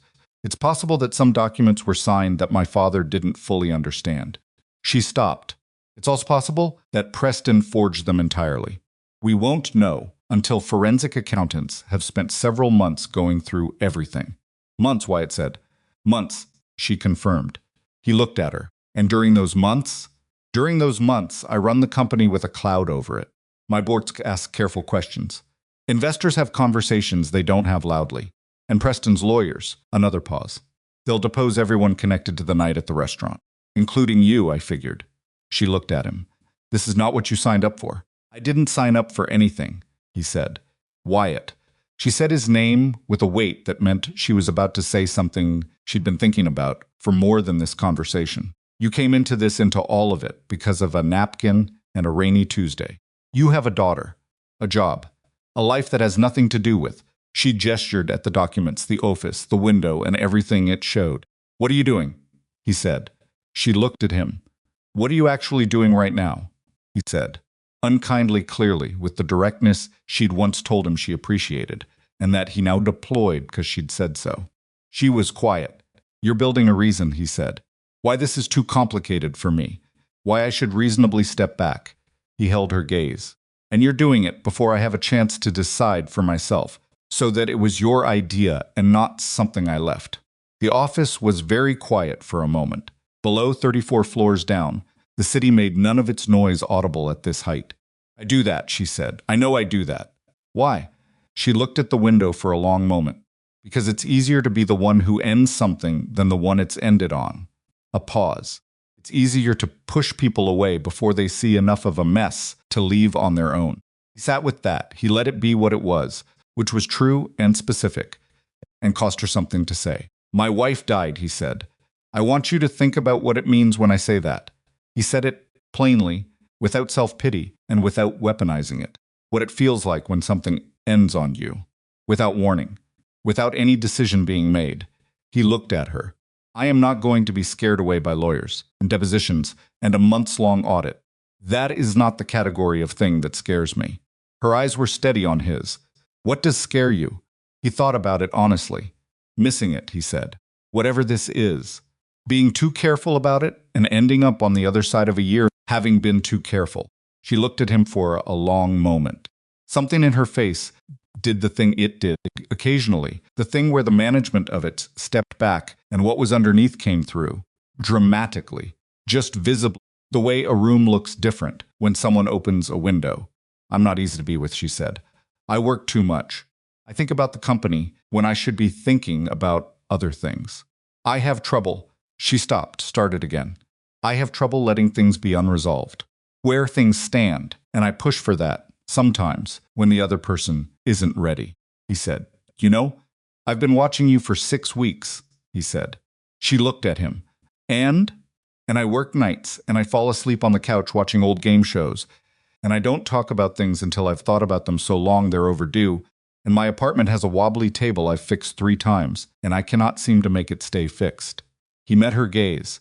We're both imperfect people who are paying attention. That's the whole story. She was quiet for a long moment. Then she said quietly, Wyatt, yeah, thank you for coming. You already thanked me. In the police interview room. That was for the warehouse. This is for today. He stayed for an hour. They went through the general shape of what the next months would look like, not the legal specifics, which were her lawyer's territory, the practical reality of what it meant to weather something like this, to run a company and a life simultaneously, while outside forces tried to reframe both. He'd done something adjacent to this before, in different language the way a mission could go wrong in ways that required you to adapt the objective without losing sight of what the objective actually was. The details were different. The principle wasn't. She listened.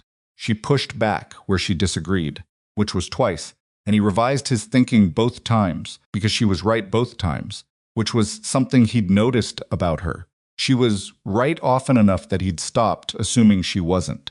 When he stood to leave, she walked him to the elevator. The deposition, he said at the elevator door. When they schedule it. I'll be there. You don't, Blair. She stopped. I'll be there, he said. She looked at him for a moment. Then she nodded the decision-made nod, the one he'd come to recognize as genuine rather than performed. Okay, she said.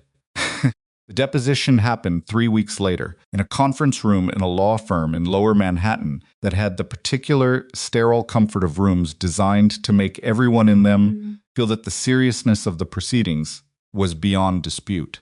Preston Kensington's lawyers asked Wyatt questions for 2 hours.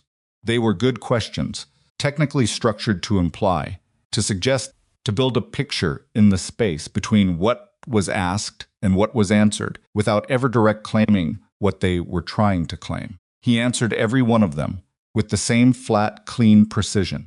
Yes, he had been at the restaurant with his daughter. He had never met Blair Kensington before that evening.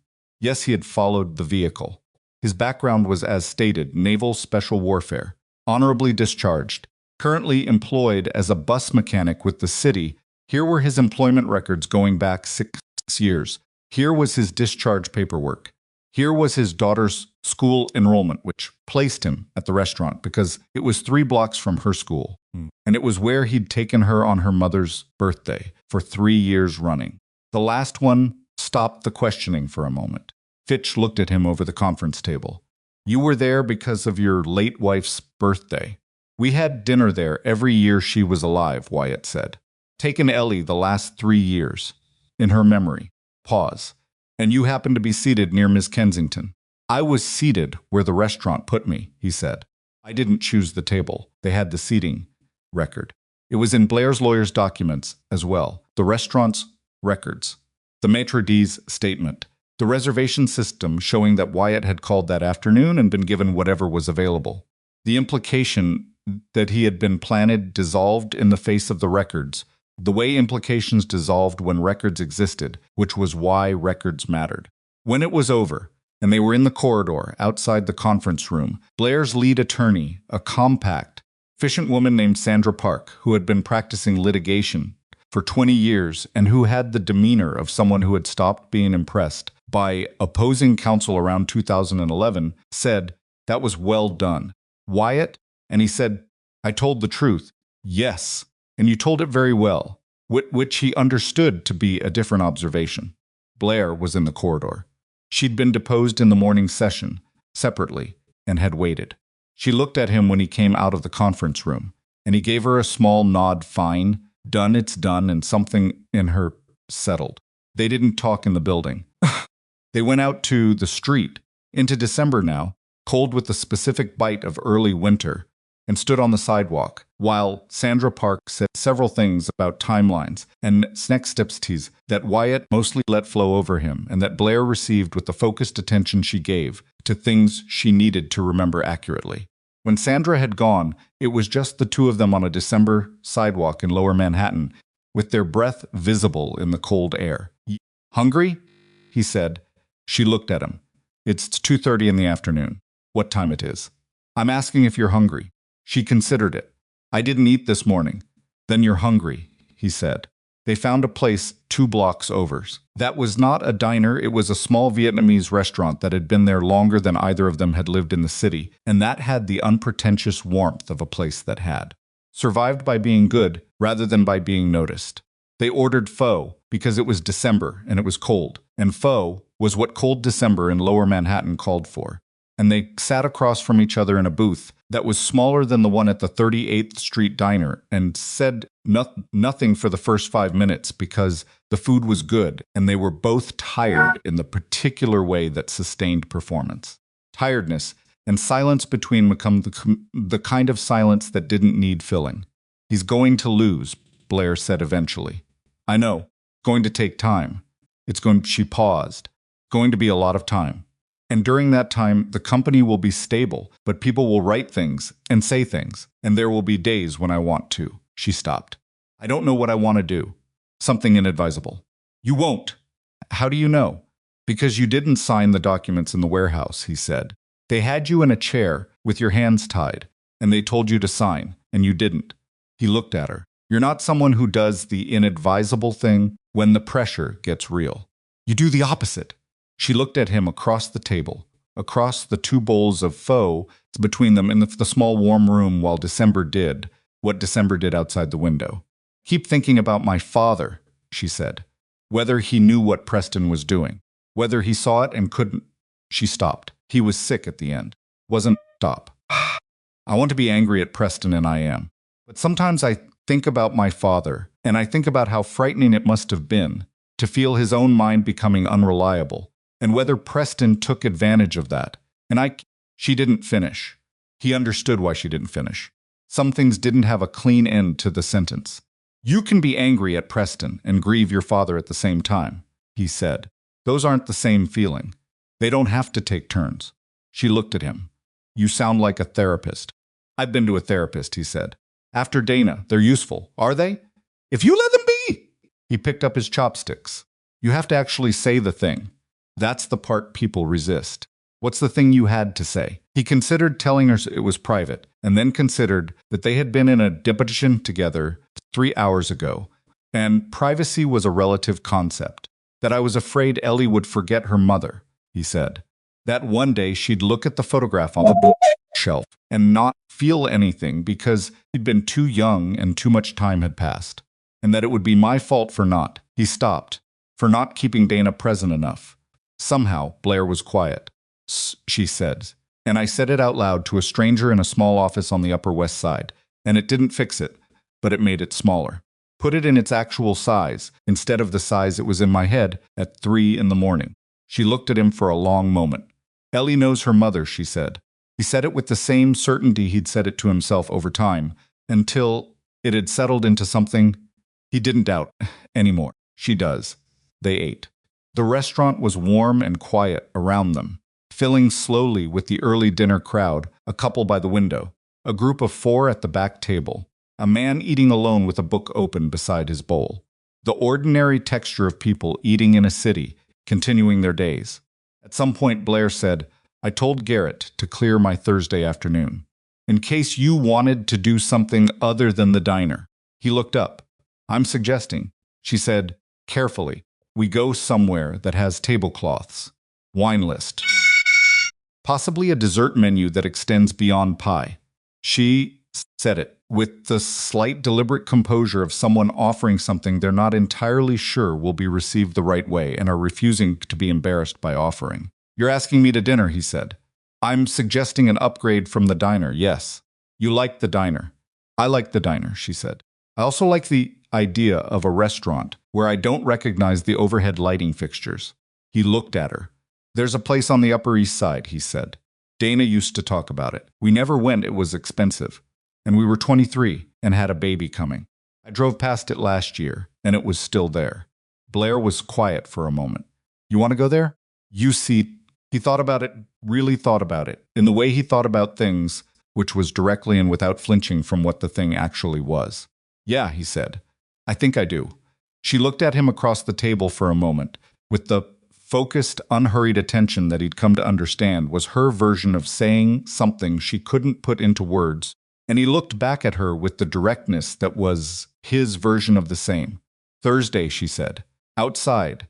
December moved through lower Manhattan in the cold way. December did indifferent to the specifics of what happened inside the warm rooms and small restaurants and booths in diners and offices on the 34th floor where people tried to figure how to hold what they'd built and also reach for what they hadn't yet. The pho was good. They finished it. They left a 20% tip, because that was what you did in small restaurants in December that had been there longer than you'd lived in the city, and they walked out into the cold together. And neither of them said anything for half a block, and that was fine. It was more than fine. The restaurant on the Upper East Side was called Marison's, and it had been there since 1987, which in Manhattan restaurant years was roughly equivalent to geological time. It had the quiet confidence of a place that had stopped trying to prove anything dark wood, paneling worn smooth at the edges, candles in glass holders on tables covered with actual linen, a wine list that was 3 pages long and organized by region rather than price, which was either pretentious or honest, depending on how you looked at it. Wyatt had made the reservation that morning, which had required a phone call rather than an online form, which felt appropriate somehow. The woman who answered had a voice that suggested she'd been answering that phone for a long time and found the work satisfactory. He arrived first, because he always arrived first, and was shown to a corner table that was neither the best table in the room nor the worst, but had the particular quality of being slightly apart from the main flow of the dining room, which suited him. He ordered water and looked at the menu and thought about Dana, briefly and without flinching the way he'd learned to think about her, as something complete rather than something interrupted. She had mentioned this place once, on a night when they were eating takeout on their floor, because they hadn't gotten around to furniture yet, and she'd said, someday when we have money and a babysitter we're going to that place on 74th. He had said sure the way you said sure to things that seemed far away and manageable in their distance. She had never gotten to go. He sat in Marison's on a Thursday in December and thought, I'm here, Dana, as a communication, not as anything mystical, just as a fact acknowledged. A small private accounting. Then the door opened, and Blair came in, and he watched her cross the room and thought about something entirely different. He was wearing something he hadn't seen before, dark green, a dress that was simple, in the specific way that expensive, simple things were simple. And she'd done something different with her hair. He couldn't have specified what, only that was slightly different, and that the difference worked. She moved through the restaurant without looking uncertain about being there. No, which was something he'd noticed about her. In every room she entered, she might be uncertain underneath, but the room never knew. She found him, sat down, looked at the candle on the table, and then at him. "Tablecloths," she said. As promised, he said. She picked up the wine list. "This is 3 pages, I noticed." "Do you know wine?" he said. "Do you?" "Reasonably well." She studied the second page. "My father believed wine was one of the few subjects worth being educated about. He spent 3 years teaching me, and then died before I could tell him he was right." She said it without the weight it deserved, and then seemed to notice that she'd done that and added, more quietly, "I've never said that out loud before. That I wish I'd told him." "You can still tell him," Wyatt said. "People do. It doesn't require." He stopped, catching himself. "It just doesn't require the other person to be present." She looked at him over the wine list. "Have you? Told Dana things?" "Yeah." He moved his water glass. "Mostly about Ellie. Updates, I guess. The filtration project. The serial dinner phase. That she has her laugh." He said it plainly. "I don't know if it goes anywhere. But saying it out loud makes it feel less like keeping a secret." Blair set the wine list down and looked at him for a moment with the unhurried attention that had become one of the things he relied on, without having noticed when he started relying on it. "I'm going to tell him," she said, "that he was right about the wine." "Good," Wyatt said. She ordered a bottle of something Burgundian that the sommelier received with respectful approval, and they sat in Marison's on a December Thursday and talked the way they'd learned to talk, honestly, without the scaffolding of performance, with the specific ease that had taken 6 weeks of Thursdays and 1 Sunday science fair and a deposition and a bowl of Bo in lower Manhattan to build. Trial, or rather the settlement proceedings that emerged from it, because Preston Kensington's legal team had looked at the evidence in its totality and concluded that a trial would not end well, had entered its final phase 2 weeks before. Sandra Park had called Blair on a Tuesday morning and said, in the efficient cadence she used for good news as well as bad, "He's taking the deal," which meant prison time, reduced from what a full conviction would have carried, but substantial enough to mean several years, and a financial settlement that partially restored what he'd taken, and the end of any claim to Kensington logistics in any form. Blair had called Wyatt after she'd hung up with Sandra. He'd been at the shop. He'd listened to her explain the terms, and when she was done, he'd said, "How do you feel?" Pause. "Like something that was pressing on me for a long time just moved," she said. "Not gone. Just moved to where I can see around it." "That's about right," he said. "I thought I'd feel more," she said. "Angrier or relieved. Something cleaner." "The clean feelings are mostly in movies," he said. "Real ones are messier." She'd made a sound that was half laugh and half something else. "When did you become this wise?" "I've always been this wise," he said. "You just had to get through the warehouse to find out." She'd laughed fully at that, and he'd stood in the shop with his phone in his hand and listened to it and felt something settle in him too. Something he hadn't realized, had still been unsettled. Some last remaining thread of the tension that had begun on a rainy November Tuesday with a folded napkin beside a coffee cup. At Marison's, with the first glass of the Burgundian wine in front of them, and the room quiet around them in the way good restaurants were, quiet sound present but contained, other people's lives audible as texture rather than content, Blair said, "I want to tell you something."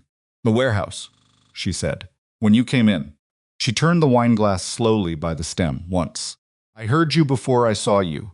I heard the first one go down Jansen, and I knew it wasn't an accident, and I knew someone was in the room, and she paused, terrified, genuinely, not because things were getting worse, but because they might be about to get better, and I was afraid to believe that." He watched her. "And then Document Man grabbed me," she said, "and I heard your voice. And I can't explain what that was like, exactly, except that I'd written a napkin to a stranger in a restaurant, because he was the only option available to me, and now that stranger was in a dark warehouse." And she stopped. anything about you. Just that you'd seen me was enough, he said. It was everything, she said. That moment. She looked at him steadily. I've thought about it a lot. What it means that a person can be everything in a moment before they're anything in particular. She set the wine glass down. Then you become something in particular, and it turns out the moment was right. Candle between them did what candles did through light that was uneven and warm and made everything slightly more itself than it looked in other lighting. He said yes. I'm glad you passed the napkin to me, he said, because of what happened after.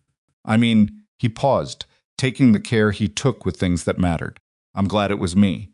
Sitting at that table that night, she looked at him for a long moment. So am I, she said. They ate dinner at Marison's, and it was good, not transcendently so, the kind of meal that becomes a story in itself.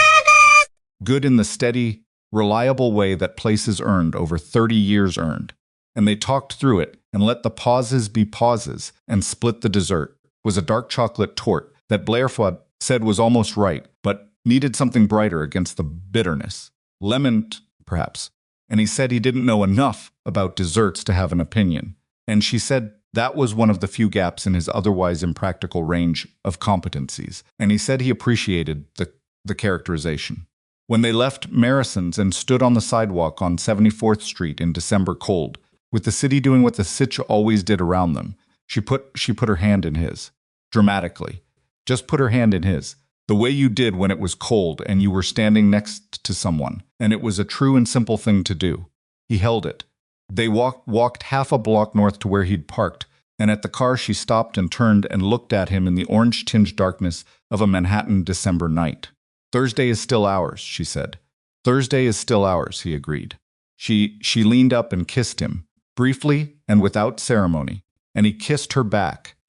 And it was the kind of first kiss that wasn't actually first anything, that was the arrival at something that had been in process for long enough that the moment itself was quiet rather than dramatic, recognition rather than revelation. She stepped back. I'm going to get a cab. I'll wait until you're in it. Have Blair. She stopped. I'll wait until you're in it, he said again. She looked at him for a moment with the expression that had become familiar in all its versions, the one where the management stepped back and what was underneath it came through. And then she nodded and turned and walked to the corner. And he stood by his hands in his coat pockets and watched until the cab pulled away and the taillights dissolved into the river of lights that was 74th Street going toward the park. He got in his truck and drove home. Ellie was asleep. He checked, 'cause he's always checked, because the checking was not about mistrust, but about the specific parental need to confirm with his own eyes that she was there, and breathing and fine, which a part of him understood he would probably still be doing when she was 30, and would embarrass her immensely as unconsciously. No, she was there, she was breathing.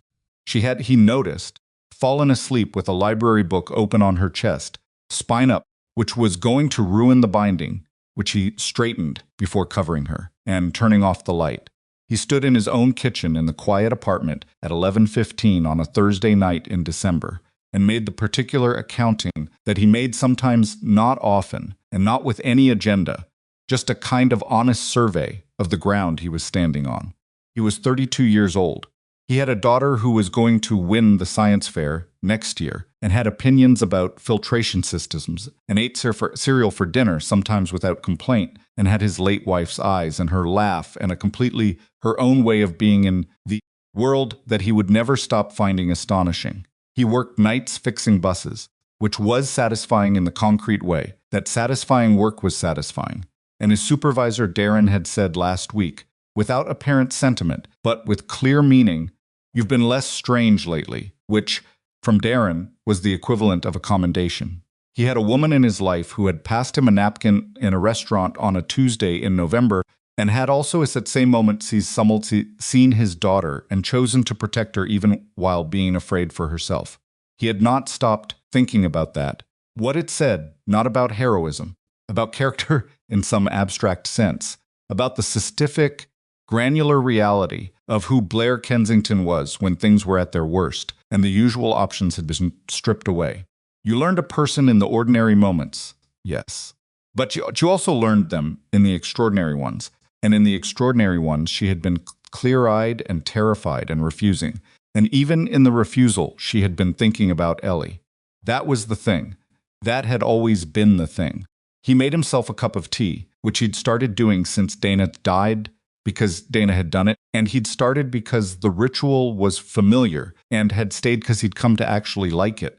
And he sat at the kitchen table with the wobbly left leg and drank it in the quiet of the apartment and thought about what a long way November had been from December. The Preston-Kensington case settled formally in January. He went to prison on a February morning, which Wyatt read about on his phone, before a shift, in 3 paragraphs in the business section of the paper. 4 years, with the possibility of reduced time for cooperation, which his lawyers were already working on. Blair did not attend the sentencing. She told Wyatt she'd thought about it, had actually gotten dressed and gotten as far as the lobby of her building, and then had turned around and gone back upstairs. I didn't want to watch, she said. I thought I would. I thought I'd want to see it finished. But it was already finished, she said. Finished when Sandra called and said it was taking the deal. The rest of it, she paused. The rest of it was just paperwork. You made the right call, he said. I went to the office instead. I had a board meeting at 10. How'd it go? Well, she said. The board has been steadier than I expected. Several of them said things that, she paused again, things that reminded me why I built this. Not the money, the actual structure of it. The 1,700 people, the operations, the fact that we move things that need moving, and the country works a little better because we do it. She said this without grandeur, as a plain statement of what was true. Preston tried to make me forget that it was real, that it mattered. Did he succeed? For a little while, she said. Not anymore. Spring came, the way spring came in New York, not gently, all at once, in pieces, unreliably, with cold days reasserting themselves between the warm ones, as if the winter wasn't quite done making its point. The trees in Central Park went from bare to that particular tentative green that lasted about a week before becoming full summer green, and in that week the city did the thing it did every year, the collective exhale. The sense that people had been holding something since November and had finally decided it was safe to put it down. Wyatt noticed it on his walk to the truck one morning in late March, the air different, lighter, with the smell of wet earth and something green underneath the usual city smell. Stood on the sidewalk for a moment longer than necessary and breathed it and thought, there it is. He and Blair had settled into something by then that didn't need the constant examination it had required in November and December. It existed in the ordinary ways that things existed when they were real in the specific shape of Thursday. In the Sunday mornings that had become a standing arrangement involving breakfast at his apartment, and Ellie's running narration, an Elmong narration of whatever was currently occupying her considerable mind. In the phone calls that happened without scheduling, because something had happened, or a thought ceased saying. She had met some of the people at the shop not formally, not deliberately, just the accumulated result of Wyatt's life being one place, and her occasionally moving through it. Darren had met her twice, and the second time had said to Wyatt, privately, and in the register of a man choosing his words carefully, she's serious. Not serious solemn, but serious real. The word he used for things that weren't performances. Coming from Darren, it was the highest category of approval available. Ellie had moved past the phase of the careful, interested child and into something more natural, and she'd less managed she talked to Blair the way she talked to adults she'd decided were worth talking to, which meant directly, with follow-up questions, and with the willingness to disagree that she extended as a form of respect. When Blair said something Ellie didn't agree with, Ellie said so. Yes, and Blair engaged with the disagreement rather than deflecting it, which Ellie had decided was one of Blair's best qualities, and had said so to both of them. At the kitchen table one Sunday morning, without any apparent awareness that this was an assessment rather than just a thing she was saying. Wyatt had looked at Blair across the table. Blair had looked back at him with the small, real smile. Neither of them had said anything, because nothing needed saying. There was a Saturday in April when Ellie asked Blair if she was going to live with them. She asked it the way she asked most, things directly, in the middle of something, this time in the middle of a walk through the park on a day that had finally delivered on spring's earlier promises. They were walking, the three of them, in the particular loose formation that three people walk when they're comfortable together, and nobody has organized it. Blair looked at Wyatt. Wyatt looked back. "I don't know yet," Blair said to Ellie, honestly, without softening it or inflating it. "That's something that would be a big decision, and we'd all have to talk about it." "I'm asking now," Ellie said. "I know you are," Blair said. "I'm saying the answer isn't just mine." Ellie thought about this for a moment. She said, "What's your part of the answer?" Blair was quiet for a beat. Then she said, "My part of the answer is that I would like that very much. Someday, when it's right." Ellie looked at her. Then she looked at her father. Then she looked back at the path in front of them and said, "Okay," with the tone of someone who had received a satisfactory response to a reasonable question and was ready to move on. They walked on. Wyatt reached over, as they walked, and found Blair's hand, and she held it without comment. Way they'd learned to do things simply, without announcement, because the things that mattered didn't require ceremony to be real. No, what he understood now, and this was the thing that had arrived slowly, over months, in the accumulated weight of ordinary days, rather than in any single moment, was that survival was not the whole of courage. He'd been trained to survive things. 11 years had made him exceptionally good at it. He could survive danger, loss, isolation, uncertainty he had, repeatedly, without falling apart. Survival was a skill he'd honed until it was nearly automatic. But surviving was not the same as living forward, and living forward actually reaching for what you wanted instead of just enduring what came required a different kind of courage entirely. Kind that didn't come from training. The kind you had to choose, consciously, in the small moments and the large ones.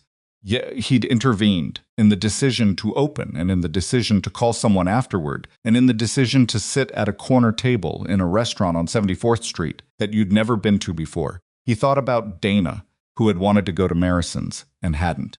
He thought about her not as an absence anymore, or not only as an absence, but as a presence of a different kind. The mother Ellie was growing toward in the stories he told and the photograph on the bookshelf and the way they said her name out loud regularly, because forgetting was never the right answer to grief, and Ellie deserved to know who she came from. He thought about Blair, who had been terrified in a warehouse and had still thought about his daughter, who had built something real and had it stolen from within and was rebuilding it without making the rebuilding into a performance of toughness, who said, "I don't know yet," when she didn't know yet, and my part of the answer, when the answer wasn't only hers to give, and who was imperfect, driven, occasionally too much in her own head, better at the big problems than at letting the small ones go, the most honest person he'd been close to since Dana. He thought about Ellie, who was walking slightly ahead of them on the park path, narrating something about a bird she'd seen that she believed was non-native, with the complete confidence of someone who had looked it up and was correct and knew she was correct, who had his stubbornness and Dana's curiosity and her own entirely original self that hadn't come from either of them, but had arrived from somewhere, fully formed, 9 years ago, and had been expanding ever since. He thought about what it meant to be a person who had survived the worst thing, and then been asked by life, quietly and without drama, whether he was willing to do more than survive. He was willing. That was the whole of it, in the end. A grand resolution. A moment where everything clicked into place with the finality of a good lock, just the ordinary, daily, slightly imperfect willingness to keep going, and to reach for what was worth reaching for, and to let the things he couldn't fix go unfixed, mostly, and to sit at kitchen tables with wobbly legs and make breakfast, and listen to a 9-year-old explain birds. Park was green around them. Blair's hand was in his. Ellie had moved on from the bird, and was now asking whether they could get the kind of ice cream that came in a cup rather than a cone, because the wind was wrong for cones, which was a meteorological opinion he had never heard before and could not immediately dispute. "Cup it is," he said. Ellie looked back with the small, satisfied expression of a person who made a reasonable argument and had it accepted. Blair squeezed his hand once, lightly, without looking at him, and he squeezed back. The afternoon continued around them, ordinary and irreplaceable, the way the best afternoons were, the ones that didn't announce themselves as significant while they were happening, and then stayed with you anyway. Because significance wasn't always loud. Sometimes it was a walk in April with the right people, doing nothing in particular, which turned out to be everything. That was the story. Not the napkin, not the warehouse, not the legal proceedings or the depositions or the settlement. Those were the events that forced the story into being, but they weren't the story itself.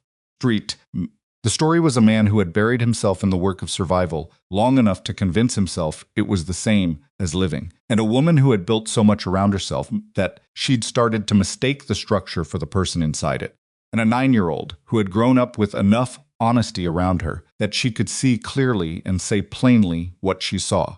The story was what came after the warehouse, what they built out of the ordinary materials of two people, trying imperfectly, no, consistently, with all the stubbornness and uncertainty that trying required to make room for each other in lives that hadn't originally included the space. Wyatt Mercer had spent 11 years training for danger and several more years surviving grief, and he was good at both, and neither one had taught him what he was learning now, which was this: quiet life was not the lesser life. The breakfast table was not the consolation prize for the man who used to do remarkable things. The life worth protecting was also, if you were paying attention, the life worth living. It had started paying attention. That, in the end, was everything.